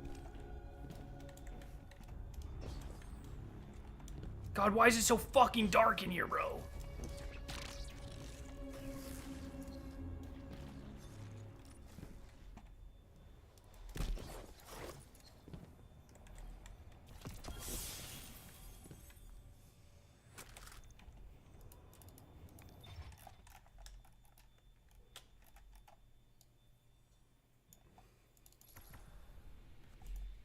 Please don't report me. It's Bungie's fault for making it so I can just walk right out of bounds, bro. What am I supposed to do? Not do that?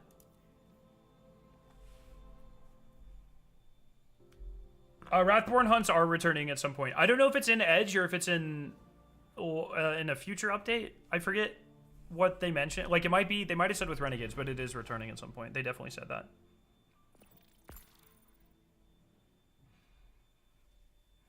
Reported, but not to Bungie.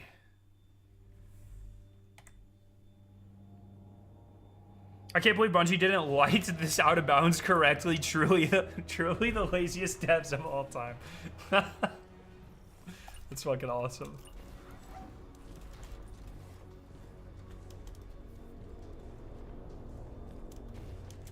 Oh, fucking Titans, bro. What are you doing?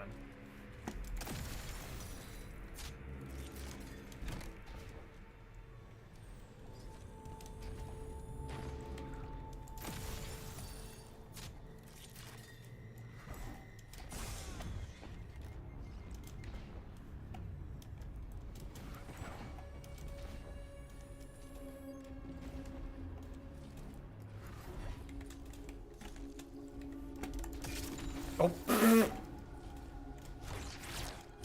Bruh.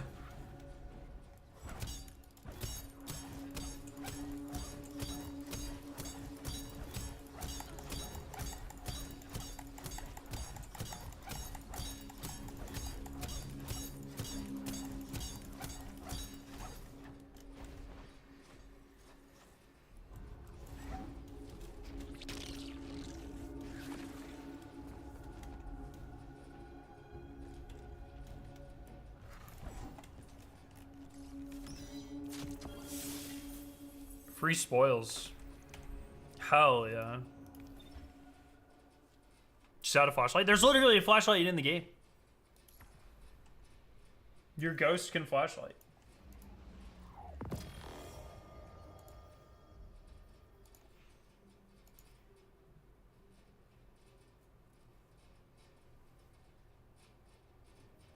Bring back Plaguelands without the raid is kind of weird. Well, they're not like my understanding, or like my guess, I suppose. They're likely not bringing back the Plaguelands as a patrol area. They're bringing it back as like an activity area.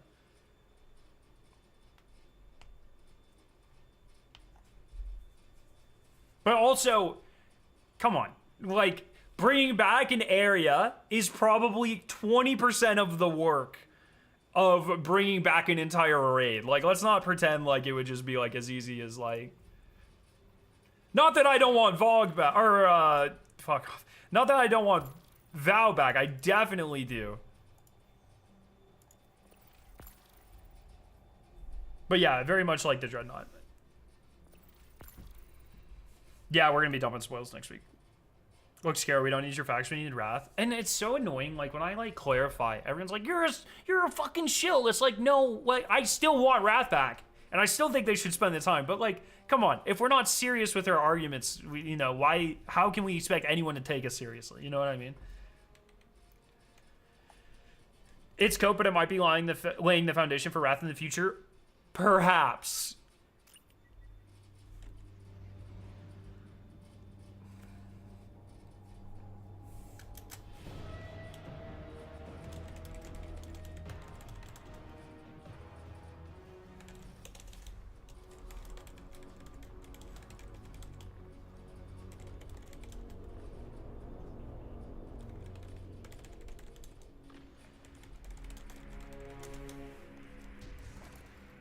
Oh no!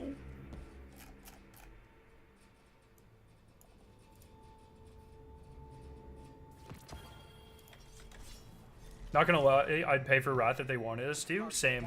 Although, now that they've, like, gone on record, I mean, they said, like, many years ago, you'll never have to pay for anything reprised or whatever. Now that they've said that, even if we were like, hey, we'd pay, even if they walked that back, people would be pissed.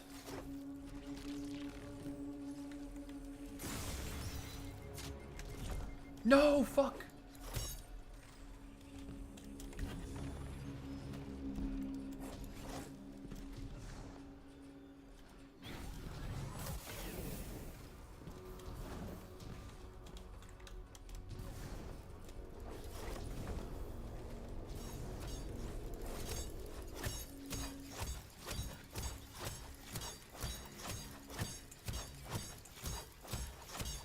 I don't have any crafted, or I'm not missing any crafted weapons. I have every crafted weapon. I'm going straight for the spoils.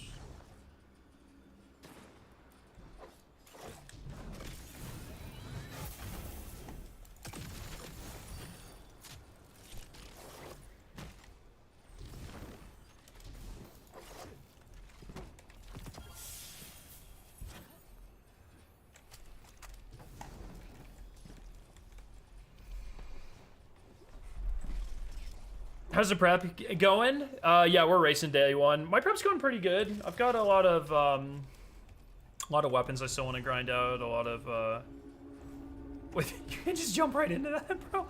A lot of bounties I still need to prep, but all in all, 5 weeks out, feeling pretty good.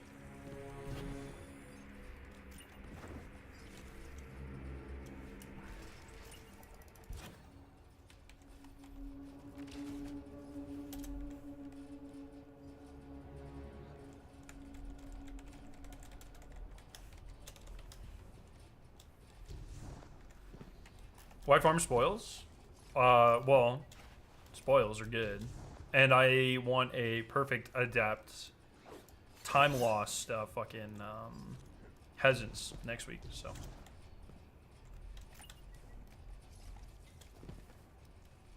What do you think of a Guardian turning into a ball of energy and Edge of Fate? In my opinion, Guardian has 2 arms, 2 feet, and the head on top, and a gun in his head, period. Wait, fucking what? Yes, I agree. What do you mean, Warlock? I don't really have... I play Warlock the most, but that's just because it's the best movement. I don't really consider myself to have a main, to be honest. I'm pretty confident on all classes. For the most part. It's just Warlock's been easy mode button for so long.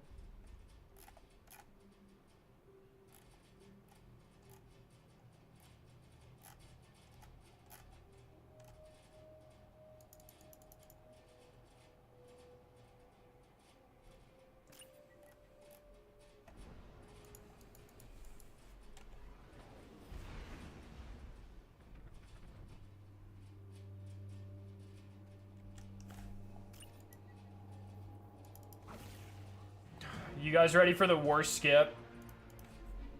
This is my least favorite. I end up usually just skipping the spoil chest.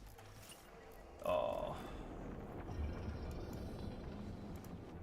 Okay.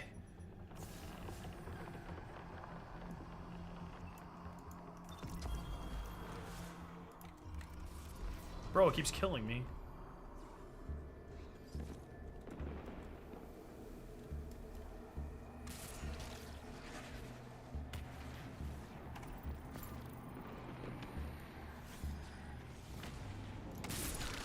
No, fuck.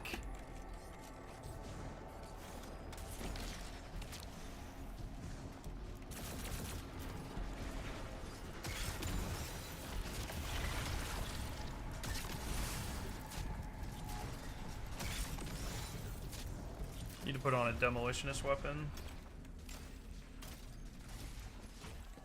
Wobby, you're getting fucking fragged, bro. Guardian down. Alright, here we go, here we go, here we go, here we go, here we go, here we go. Let's go!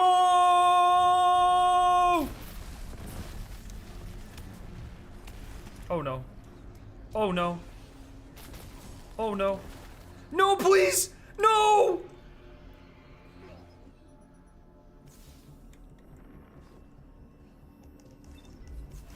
I fucking hate this game.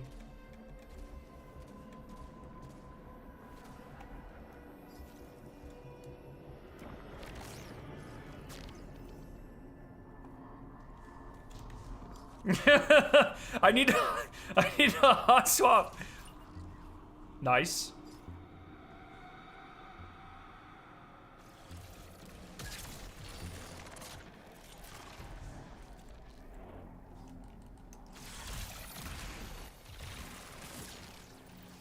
Oh shit, bro, he's gaming.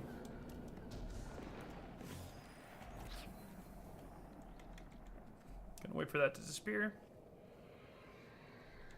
Guardian down.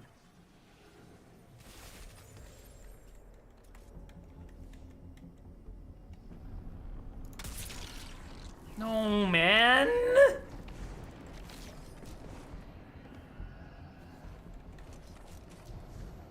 Oh, you can't just pull people for this one, dude. After this, I'm just going to Hunter. I usually just skip this one. It's literally not worth it.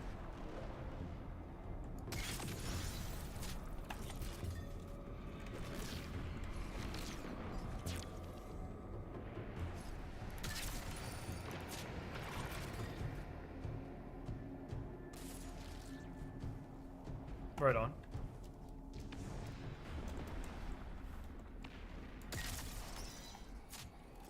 Will I grapple to that?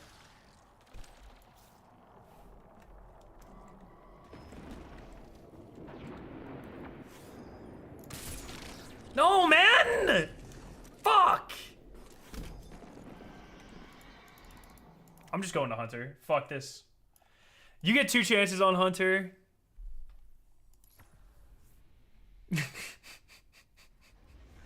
Fuck, man. It's not worth it for 15 spoils.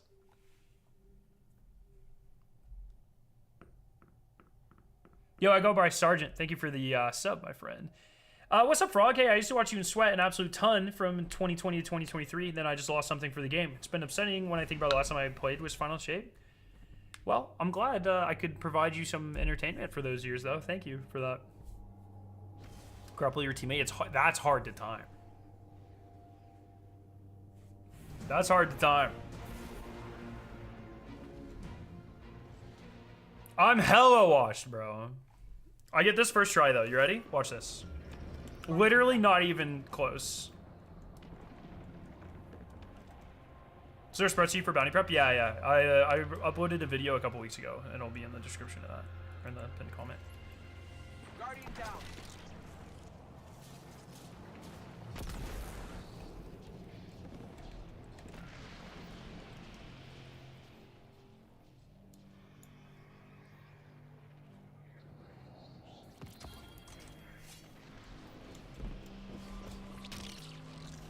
Oh, I didn't even.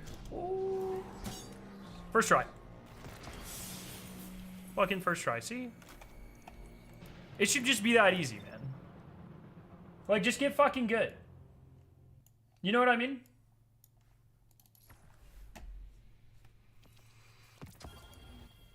Precision bug for Zotek is not fixed.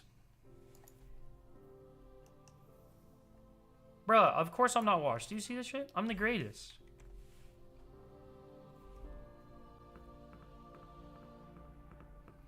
What's the best way to farm your ergo sums nowadays? Is it just getting like your guaranteed ones or whatever? How's the hockey game? Is shit, bro. Oilers suck. They are not showing up. Florida's up 3-2. I just, with the way Edmonton's been playing, I don't see any way they turn this around. But, fuck, man. They just need to show up. They just need to show up and win.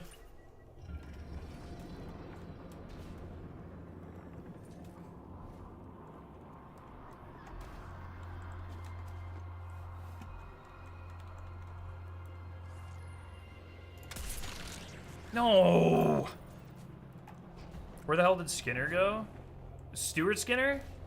Or Jeff Skinner?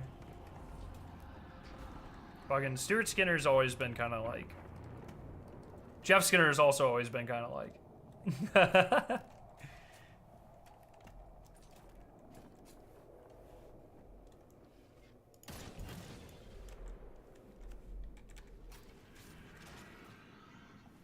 I hit this first try.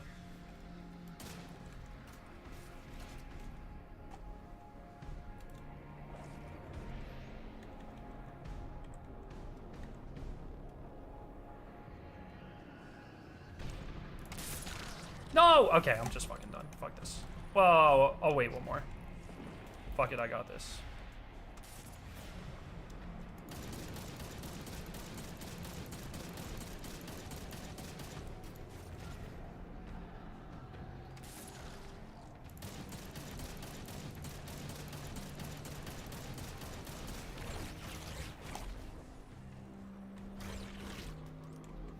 Oh, man. Oh, no. Okay, nice.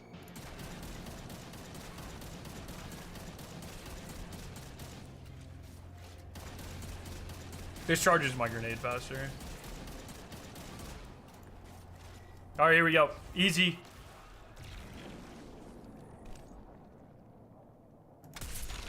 Ha-ha! First try.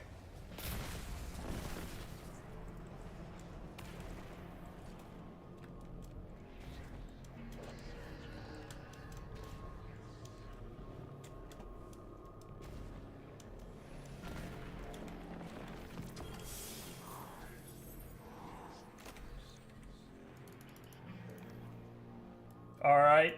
Now we go back. Now we go back to the faded Warlock.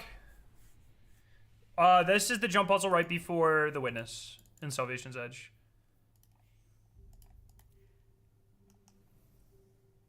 We get this first try, babies.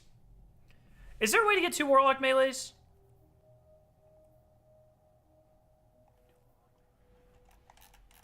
Two Warlock grapple... Grenades, sorry, grenades. 2 grapple grenades. I don't think so. Claw? No, sorry, I misspoke. I didn't mean melees. Any armamentarium gamers?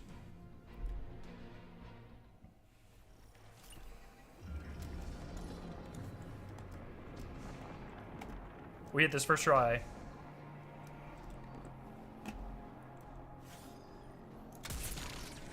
We do not hit this first try. I'm shit.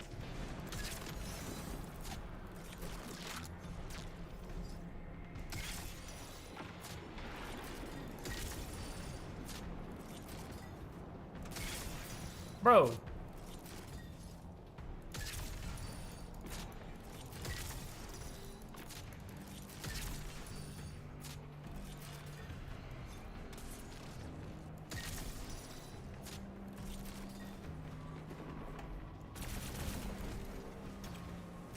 Oh, this has demolitionists on it. All right, here we go. First try.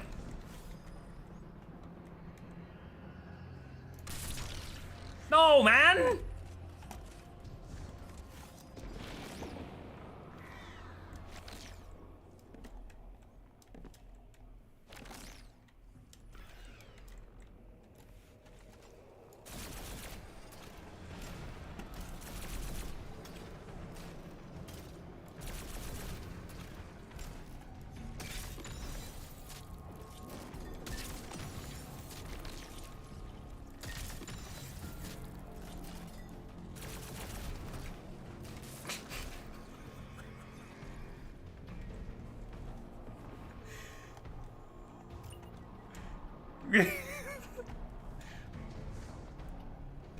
First try, first try. Yes!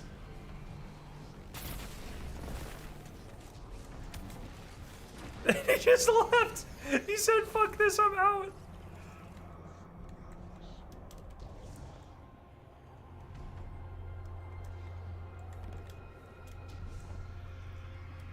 I am not washed. And I got all my spoils. Let's fucking go. Alright. Back to Titan.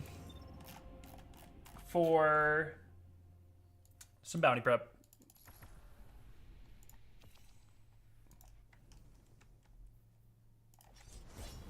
Why the fuck do I have that on? What the hell? What is even... Where's my Tanasha at? There we go.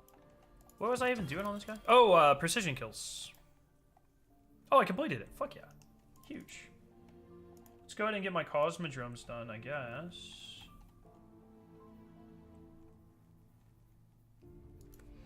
On the topic of damage numbers, do you know if the numbers are same no matter our power in Edge of Fate?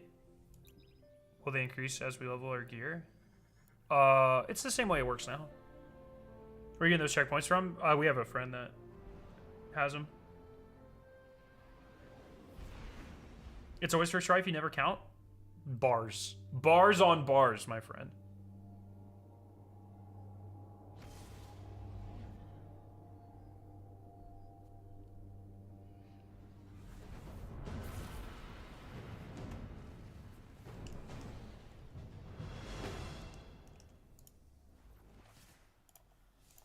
Alrighty. So this will be get kills with every element. And public events. Report. Bro, this guy's such a nerd. Sounds good. Hive will remember you, Guardian. Good. Let him squirm. God. Guy's such a nerd, bro. I'm gonna go Skywatch real quick, see if there's a thing here. This will be your first time doing bounty prep? Well, I hope you enjoy the amazingness that is totally not super boring in bounty prep. Not as bad as you thought? Well, that's good. It is nice if you take like a little bit of a pace with it. It's not bad.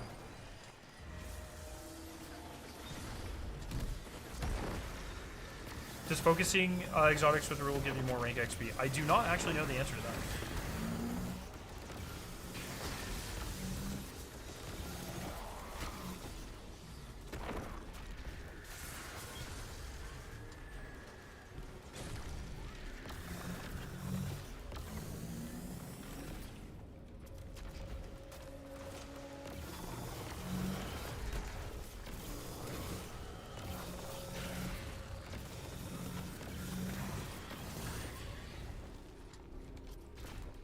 Any particular reason for the spoil farming? A, just to be prepped for the new raid, and B, potentially if I need to, just spoil dump at the end of next week for a God Roll Hezin's time loss.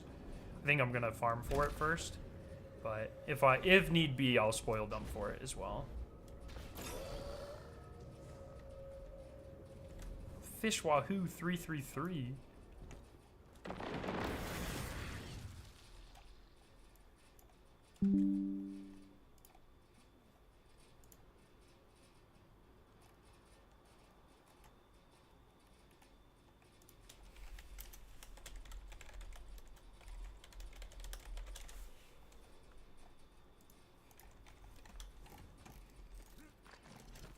God Roll Hezin's is gonna be Bipod, Envious, Bait and Switch, Elemental Honing. You just want to have all the swaps. Maybe Cluster in the third column as well for the Bipod roll.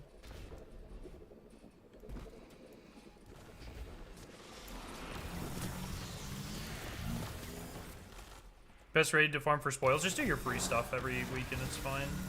Just you can find all the chests on Luxtruck's Destiny checkpoint, and then just queue up and get all your spoils every week from the free chests. It's like 80 or 90 per week. It's pretty free. Didn't think Bipod was good. Now Bipod's good. Bipod's good for things like Onslaught where you need a lot of ad clear. You get a lot of ammo per brick with bot as well.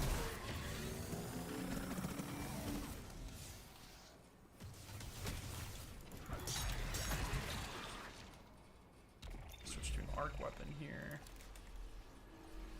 Haven't played Destiny 2 since Witch Queen, but I hope Edge of Fate is a step in the right direction for the game and the community. Well, I also hope that. It can get bait and switch into elemental honing, both in the right column, yeah.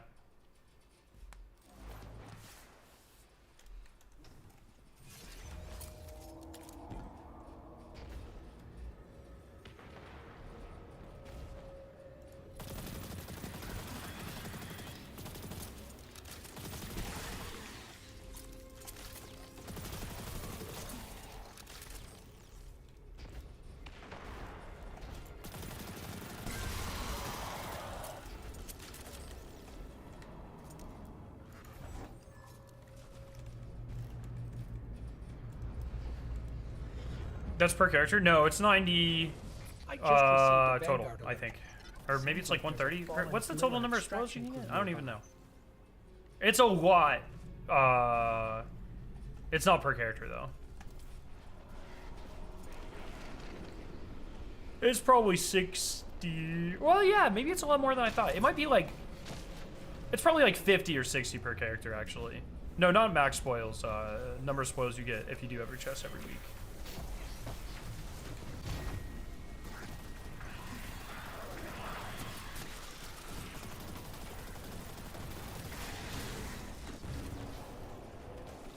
$180 per week. There you go.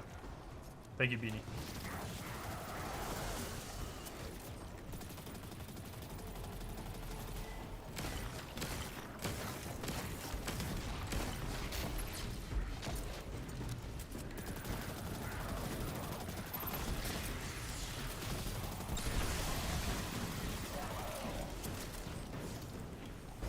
Void.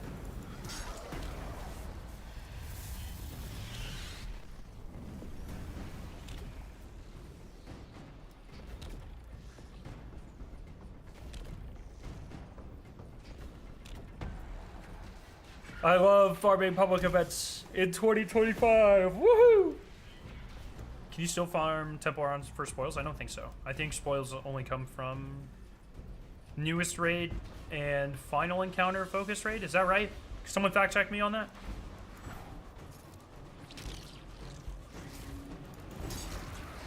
They have not said anything about seasonal activities or expansion activities yet.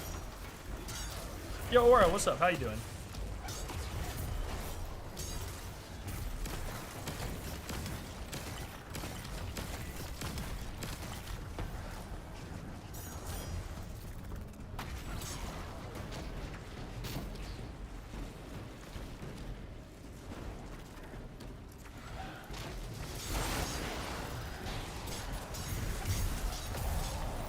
Favorite strikes in Destiny? In Destiny history, the best strike, and I will die on this hill, is Will at Thousands.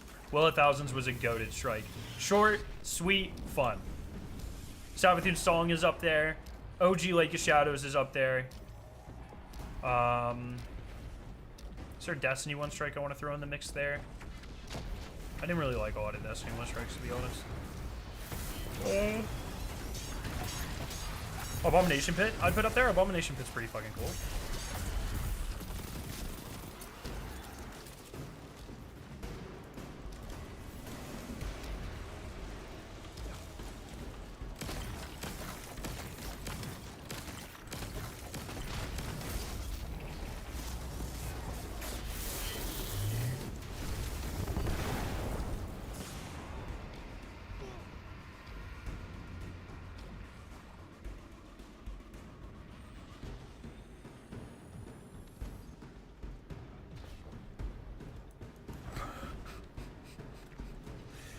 Okay.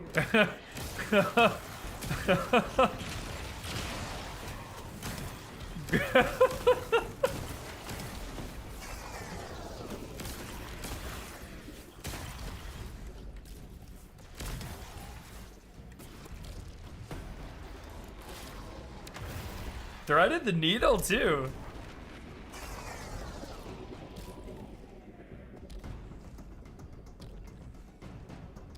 Bro, this guy's got Charles in the 9 armor.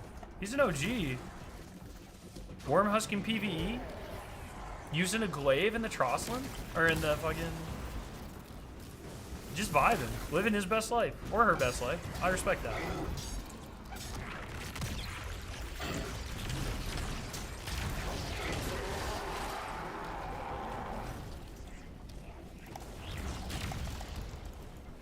So this question, I've been thinking about grinding a no survivor SMG. Do you think it's worth it? I have some friends who think it's worth it. I personally think SMGs are pretty coke right now. I don't really use primary weapons that much in PvE. So it's like, you know, I'm gonna call it copium. If you like it, you like it, you know? I don't think the game's hard enough to really justify not using something you enjoy. But I'm just not really a big fan of primary weapons in PvE currently. I think double special's the way to go.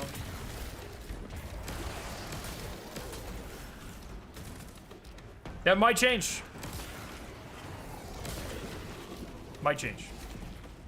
Even on Titan, on every class.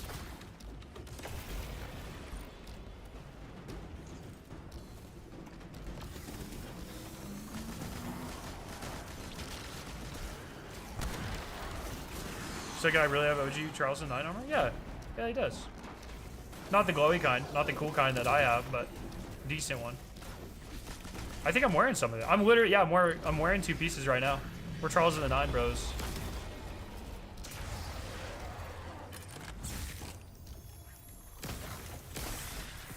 What's up, Joe? Do you know why the defeating Bane empowered targets isn't tracking? No idea.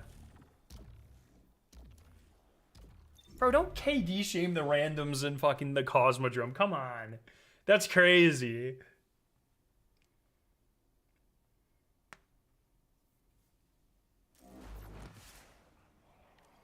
Bytrius, what's up? I'm consistently jealous of the cool band tees you have. Well, let's go.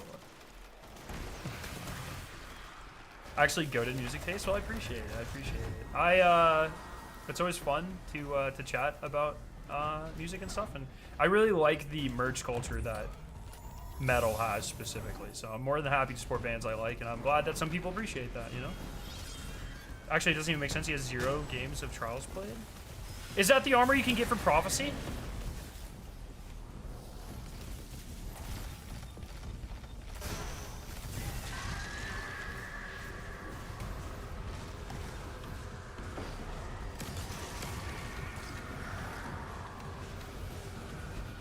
Oh, or Gift in the 9 chest had him. That's right.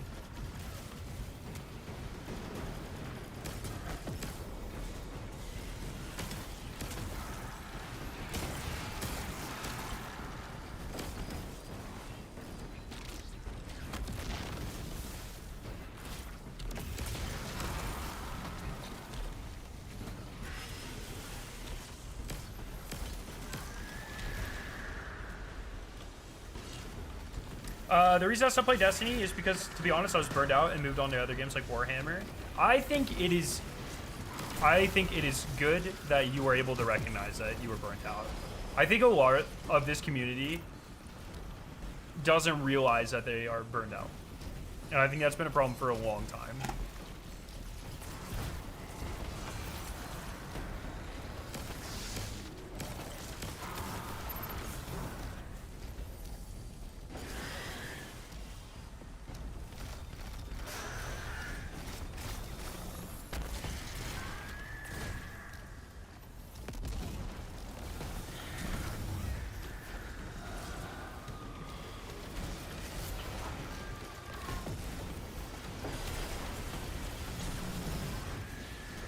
I've learned to play Destiny just the right amount not to get burned out. It's a good skill to have.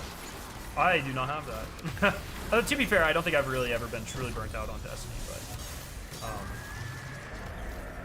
I think it's good to know like your personal limitations.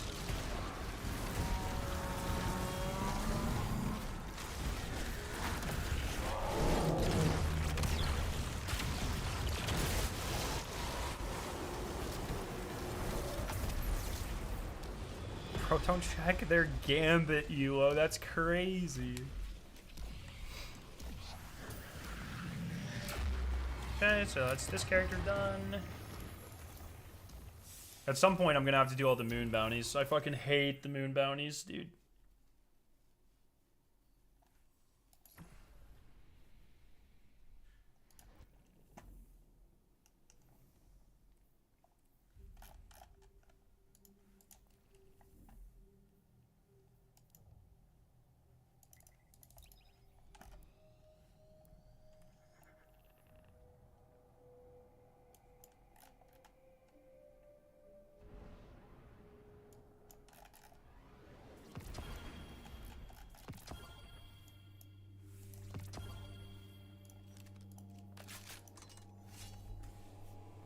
I did get my God Roll shotgun. Check this shit out. Oh, that's not even the one I wanted to show. That's a pretty good one, but that's not even my best one. I'm going to put that in the vault, actually.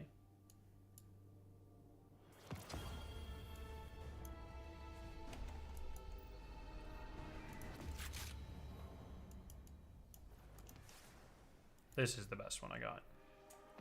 Redirection, Elemental Hunting, Hammer Forge. I wish this was Assault Mag, but I'll take it. Handling. Pretty fucking good. How many weeks have I missed for Dreaming City bounties? Is this week 2? This is... Still fighting. There's 5 weeks left. Including this week, there's 5 weeks left. So you've missed 1 week. Reef made. It'll serve you well. Specific purpose for the shoddy. It is one of the highest, it is part of one of the highest DPS rotations in the, and specifically the second highest DPS rotation in the entire game. It's fucking juiced. And widely applicable to a wide variety of bosses as well.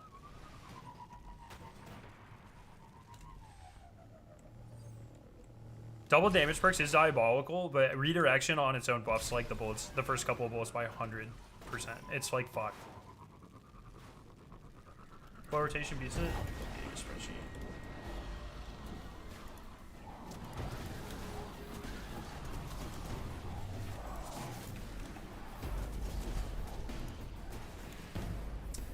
Oh, it's the highest damage rotation. Sorry.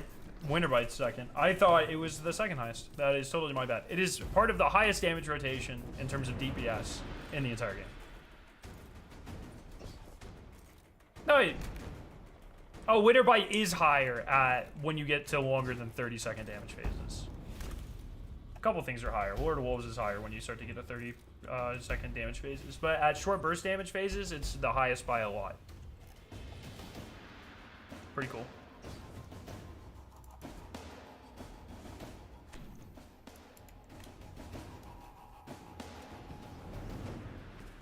With the loadout, wouldn't bait and switch be better? Yeah, this is specifically for my Prismatic Warlock. I haven't gotten a bait and switch one yet. I'm going to, but the important perk is redirection anyways, especially for like general content like this. Like, doesn't matter that much.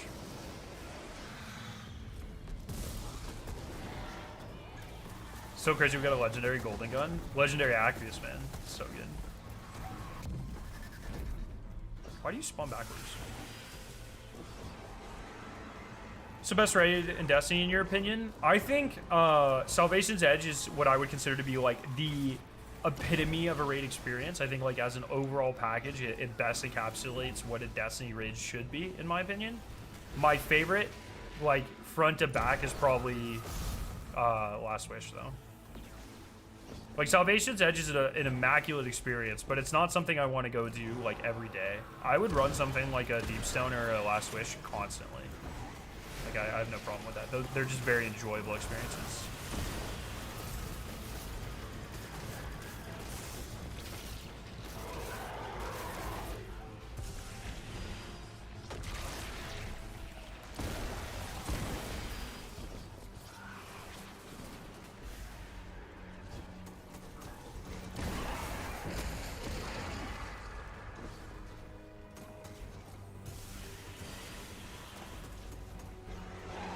Big question, but what do you want to... big question, but what more do you think Bungie might reveal for the other 2 Edge of Fate showcases? Probably, like, activities and stuff, I would imagine. I don't know, though.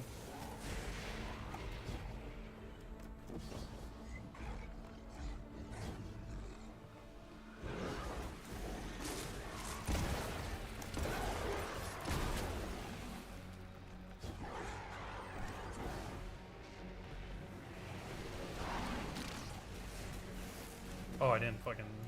thought I'd go higher than that.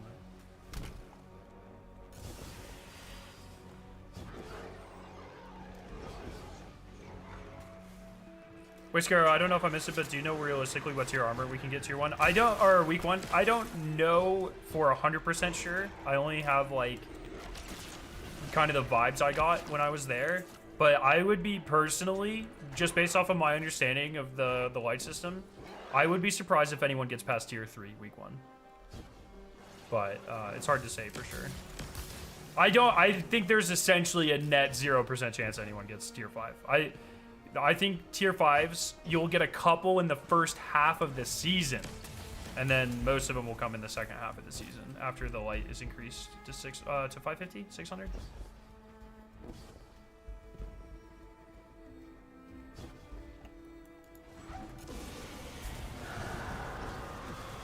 Whee!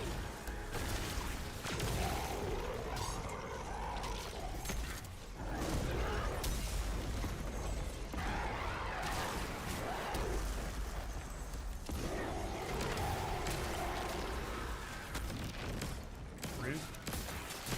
I was killing you, bro.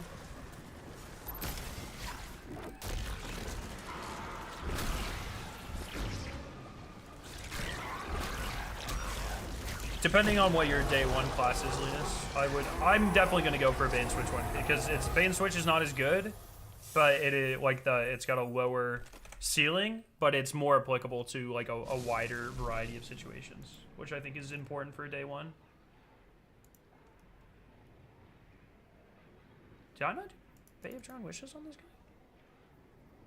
Oh, damn.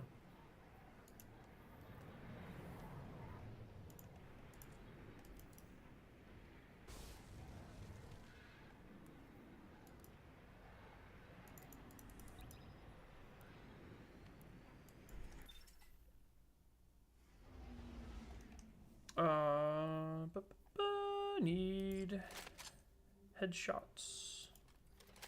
Oh yeah, we're going for it.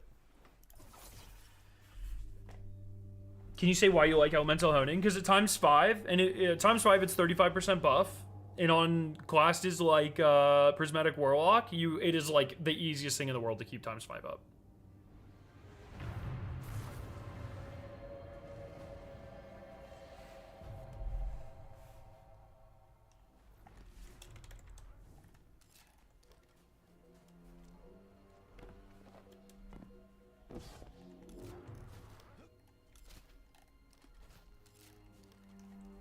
Also, times 5 honing applies to the first rocket on like bait and switch. Yeah, that's a great point as well.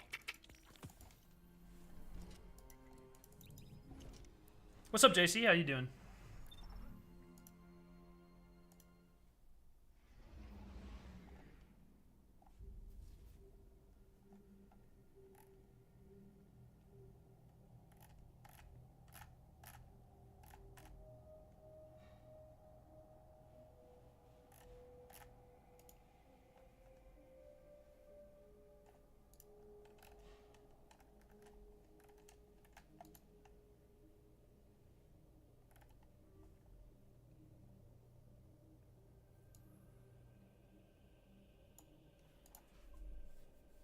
I'm just vibing.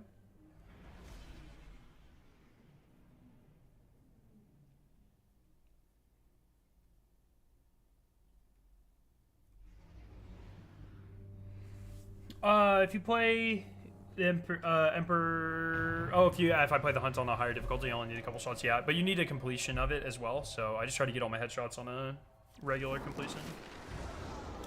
Phylax found fame at Twilight Gap. Yes. Oh man, how'd I miss that? Oh, they're stealing my kills. That's crazy. That's crazy, bro. These guns look so good. I wish they were better.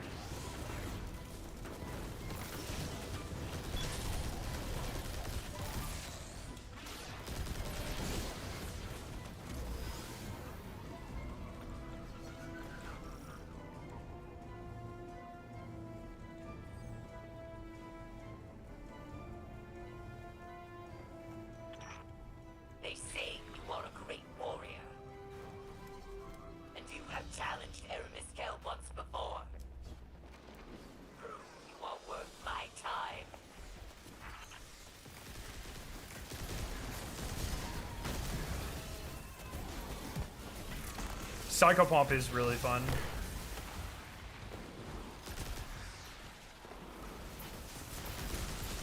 I'm a big believer in the Psycho Pomp Hezin's elemental honing rotation.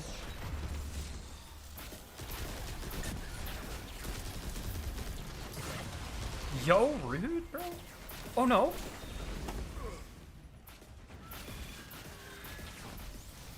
Incredibly rude.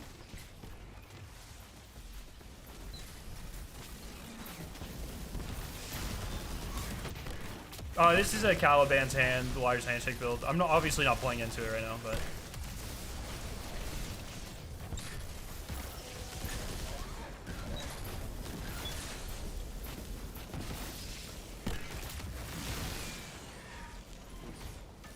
something tells me I'm not going to get all my headshots before this is over.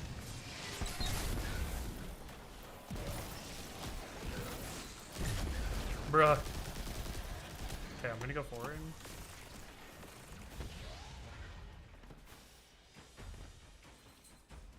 Hey, kitty.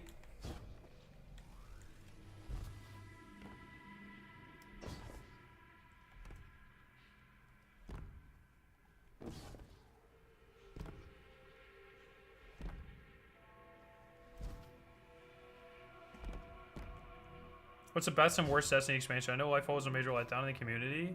Worst would be probably Curse of Osiris. Best, I will die on the hill that Final Shape was the best expansion. I know that's not a very popular opinion. Everyone simps for fucking Taken King and Forsaken.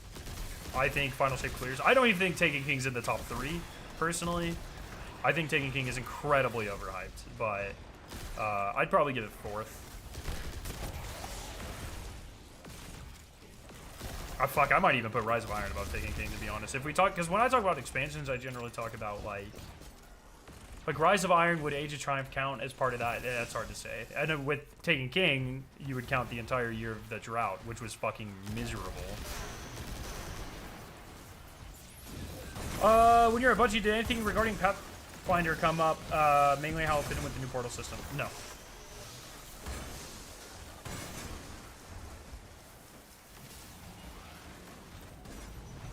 Final Shape, I call it Final Flop personally. Dog, that's an absurd thing to say.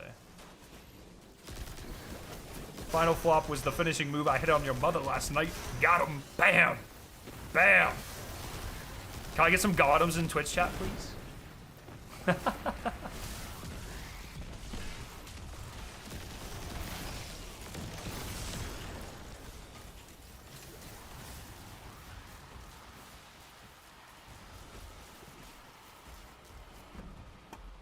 Bro.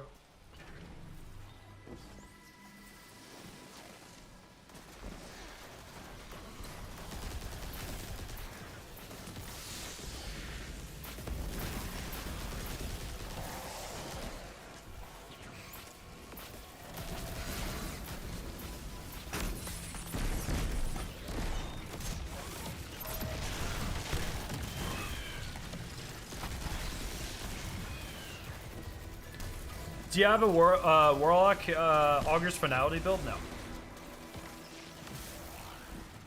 I'm a fucking Anarchy stan, bro. Cup Finals ending Tuesday? Yeah, likely. Likely, unfortunately.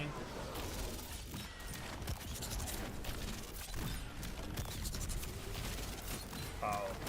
This is super bad.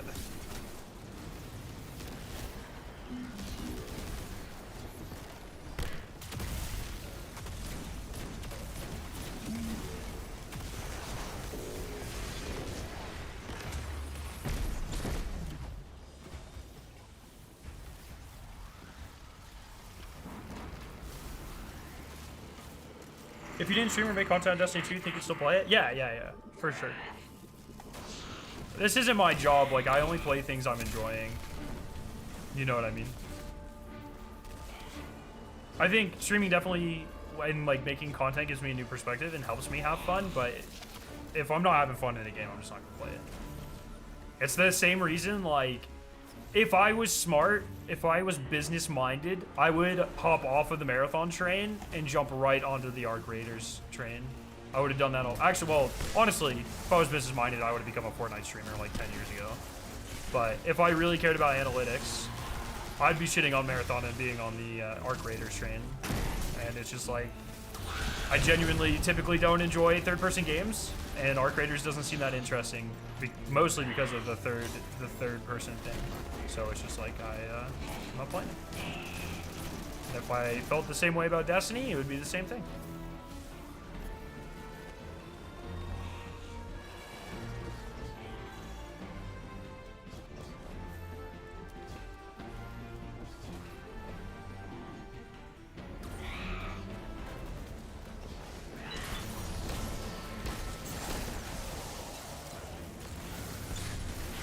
Oh man, why are you stealing my kills? Come on. Come on. Stop stealing my kills, bro. You're bad teammates.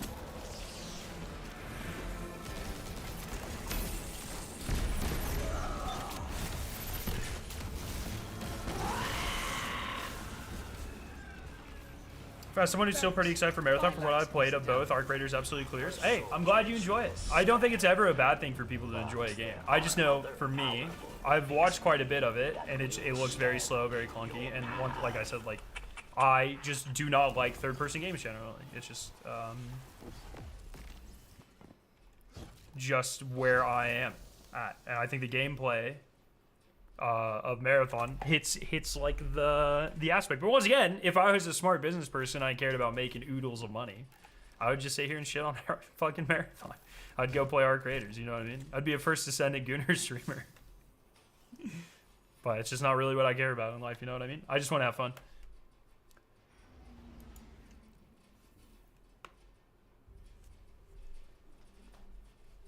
It'd be nice to see McDavid win, yeah, I agree. Well, I hope McDavid loses. So, as an Oilers fan, as a McDavid fan mostly, I hope the Oilers lose so we can convince McDavid to come to the Sabres. I'll pay him $18 million if he wants it. I don't even fucking care. What am I at? How many precision shots I need? You should play Mind's Eye. That would not be the... Let's do it.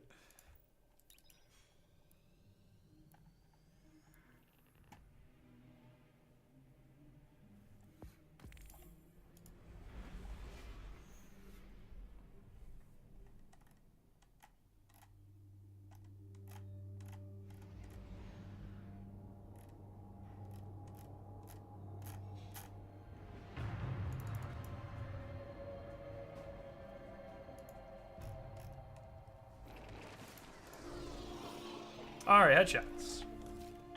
5X found fame at Twilight Gap, yes. Fame for ruthlessness, for final death. Bruh. Check Discord.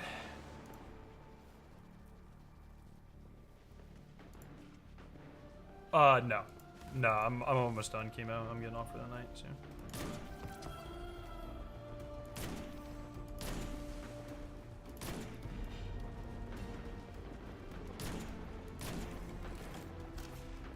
What do you think of the Bungie should drop everything and focus on the Destiny 3 agenda? While I understand the sentiment and I would also like a Destiny 3, I think that narrative is being pushed by a bunch of people who have probably never worked for a big company in their lives or don't have a very good understanding of financials or financial motivations, let's say. Like, clearly that would be a bad business move.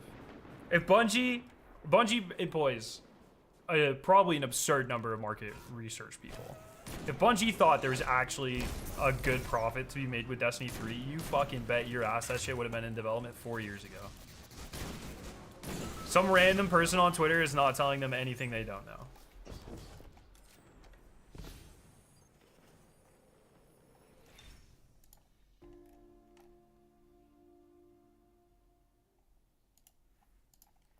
Do I only have 2 here? Damn. Rest in peace, bro.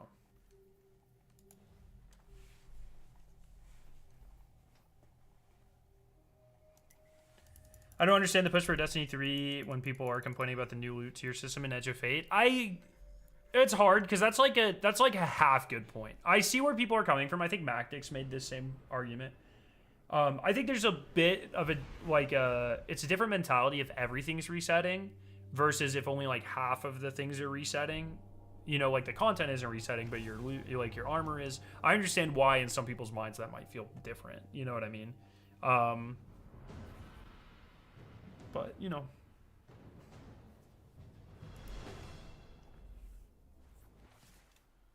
Just my opinion, I think Bungie making an extraction shooter like Marathon isn't going to work for them. It should just stick with Destiny. Yeah, once again, we had this discussion earlier. The Sounds good. amount of audience that they can get from pushing into a new genre is way bigger than any sort of new audience or returning audience they can recapture with Destiny. They already have like the target, like most of the audience that Destiny will ever get has been identified and captured. What bounties are you going to hold on to? I made a video on how to bounty prep, and there's a spreadsheet that you can use to track. But their goal with Marathon wasn't to. It's much more ambitious than just refocusing. Their goal would be with just refocusing Destiny 2. They're trying to get an entirely new audience of people. It's a much bigger task. It's a much bigger profit opportunity than just refocusing in Destiny 2. So it's not really applicable to say, oh, I think they should have just put all those resources into Destiny 2. Even though I would have also, once again, liked more Destiny content. Don't get me wrong. It's just not, it's not the same thing. It's not what they're looking for. They don't want a 10% increase, 20%, 30% increase in Destiny population year to year. They want 100% more audience, which you're not going to get with Destiny. It's very ambitious, stealing artwork. Brutal. Fucking brutal.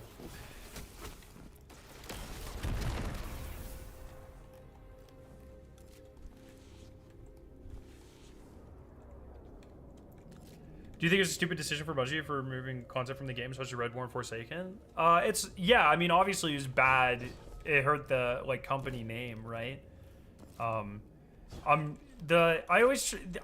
careful with these questions because I don't know. Like, I'm not a game dev. I'm not a gameplay engineer. Yes, Kitty? I don't really have the credentials to be like, oh, they should have fixed it this other way. Like, I honestly don't know if there was a way to address the problems they wanted to in a different way, right? Like, keep in mind, a lot of the public-facing arguments for sunsetting was like, oh, the game's getting too big, and it makes our backend slower or whatever. But really, the real reason they got rid of most of the game was because they would have to remake it for the new engine. And it's like, okay, so let's say they decided to remake all of everything pre-Beyond Light. They had to remake all of it to work in the new engine. How much of the game suffers because of that dev time? Is not being used in new stuff. You know what I mean? I don't even fucking know.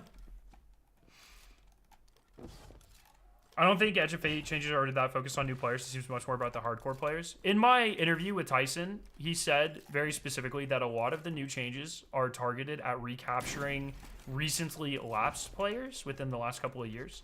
And that Renegades is going to do a similar thing. That they want to renew the new player experience and offer new things for... Oh, fuck off. Okay, I'm just shit at this game. Offer new things for them, but that probably won't happen for a year or so.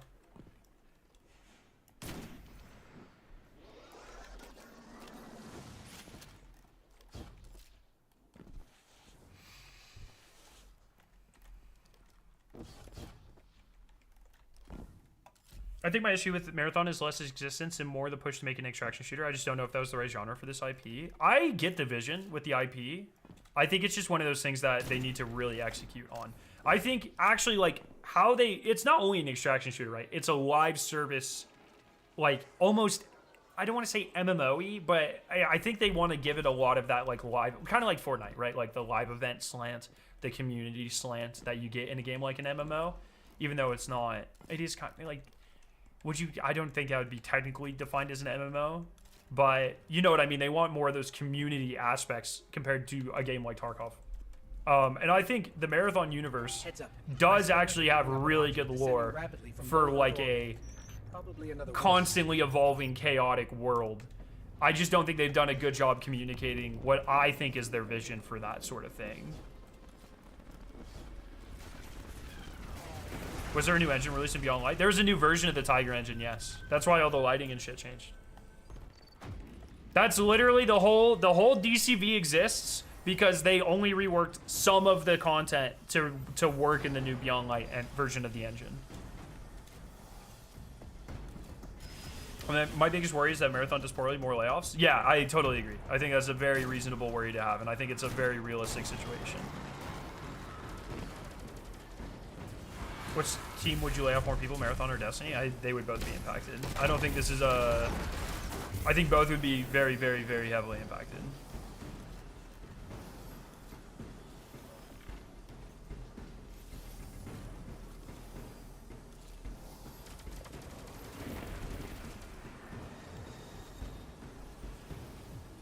By the way, Scarra, I really liked your video about the 5 things that you didn't like about Edge of Fate. It's 5 things I'm worried about.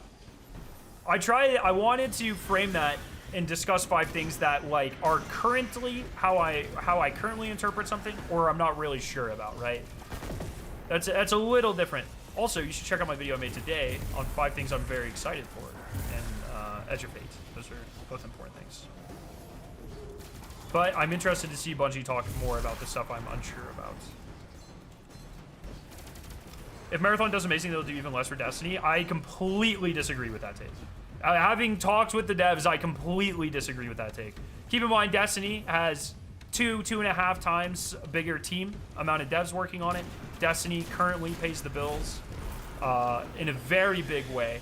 You don't make it to, like, if you are a studio that is trying to expand your audience, the whole point of being a 3 IP studio like they wanted to be was to capture a much, much larger audience. You don't then double your audience. You know, these are all hypothetical numbers. But you don't go double your audience and then take a risk to decrease the other audience. You want all of it. You want all of it.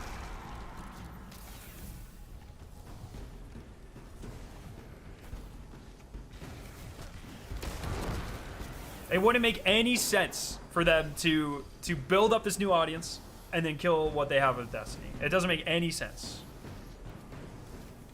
That's just not at all how a growing enterprise works. Keep in mind, they are now a publicly owned company. They have to deliver, ideally, 10 to 15% growth every year, right? That doesn't happen by Destiny. That's just not how it works.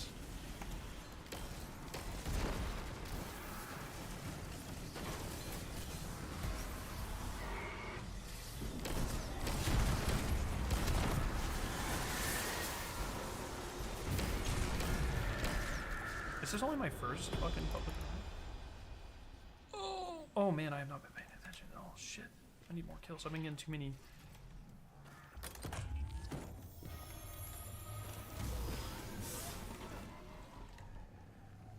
What's bounty prepping? Completing a bunch of bounties and holding on to them for the new DLC. That way, when the new DLC launches, you can turn them all in and get a huge XP boost all at once.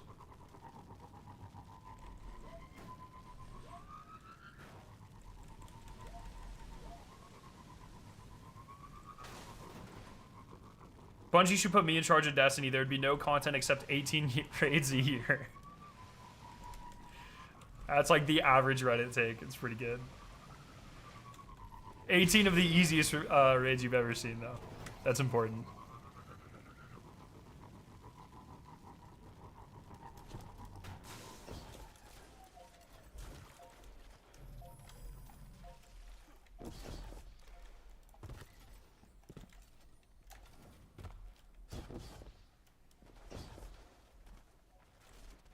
Do you think, Nicholas asks, do you think parts of the Destiny community are toxic like PvP players? The most toxic, I'll die on this hill, bro.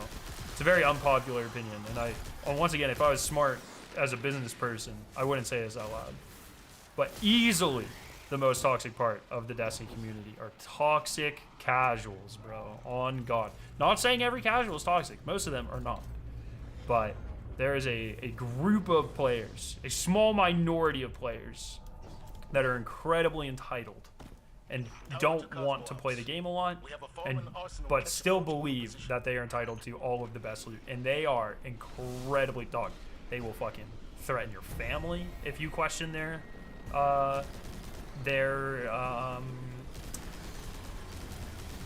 the fact that they deserve loot, their entitlement. They will call you slurs. Like, fucking crazy shit, bro. Easily the most toxic part of this community. As someone who's been a part of this community for like 11 years now, no, it's not even close. What? Lab, what's up? I think my cat wants to be let out, bro. Oh, I don't even need the heroic on this one.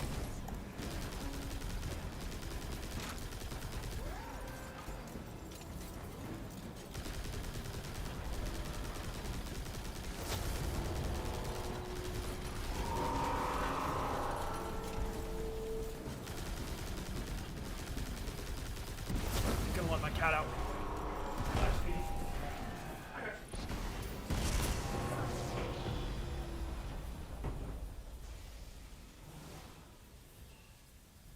All right. We call them Destiny the Gamers. True.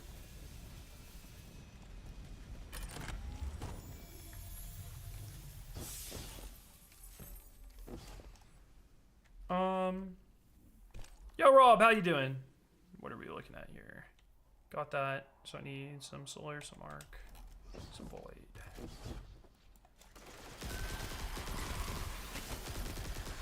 Dude, I think she's meowing to be let back in. This fucking cat, bro.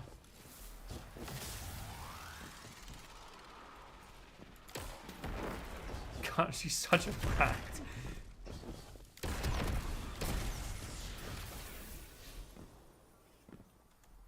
2 more solar kills here.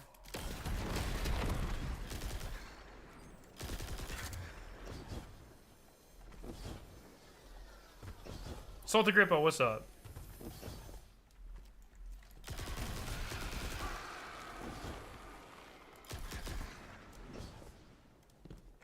Bro, who's hiding in this cave? This is the Gooner cave, bro.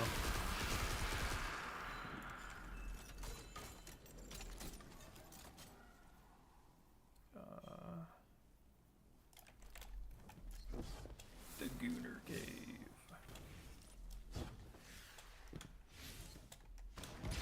Alright, 20 more void kills. The Gooner cave, bro. That was for artifact power? No, artifact power hasn't been because artifact power does not matter because of contest, and they're getting rid of it. But artifact power hasn't mattered since like before Witch Queen, specifically because of contest.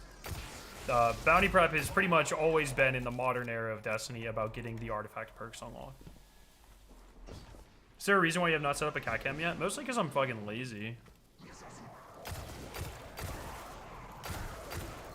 Plus, it's hard to pin. Like, dude, she's not a fucking dog. She sleeps wherever the fuck she wants.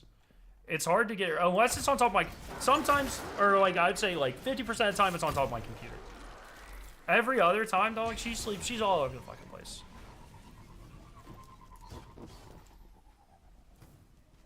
That is correct, Ezzy. The bounty prep that I made, the spreadsheet that I made, is up to date, for sure. The only thing, the video will be a little out of date because I say to get 8 gunsmith bounties. What you should do is get 8 destination bounties, 8 additional destination bounties instead, and I've updated the spreadsheet to already say that.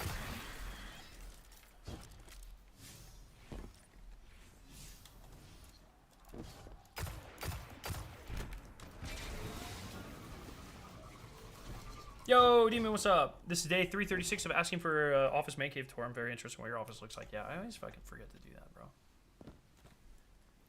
That'd be good Twitter content.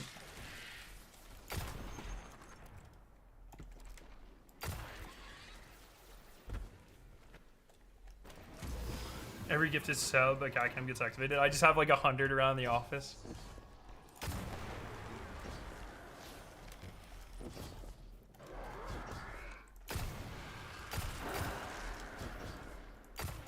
Alright, we'll slay out in the Gooner cave to complete the bounty here. Bam. Alrighty. So that's those done. Okay, I think that's where I'm going to go ahead and call it for now, my friends. I'm going to go ahead and drop. You guys should watch the video I made earlier today. 5 reasons I cannot wait for Edge of Fate.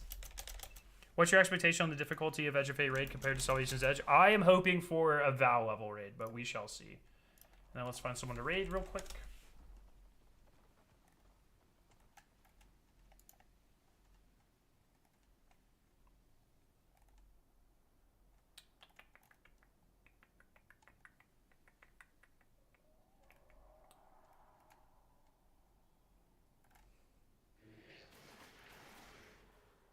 Let's see, who are we raiding? Who are we raiding?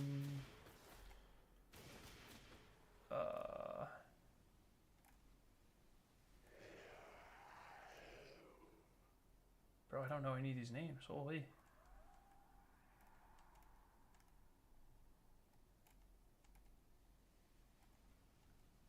Oh my god, I literally... Oh, Mana. Mana, let's do him. All right, everybody. Everyone, have a good night. Thank you so much for hanging out. I will not see you tomorrow. I will see you Tuesday. Tuesday, there's a huge tournament, and we're going to win. So I'll see you Tuesday, my friends. Peace out.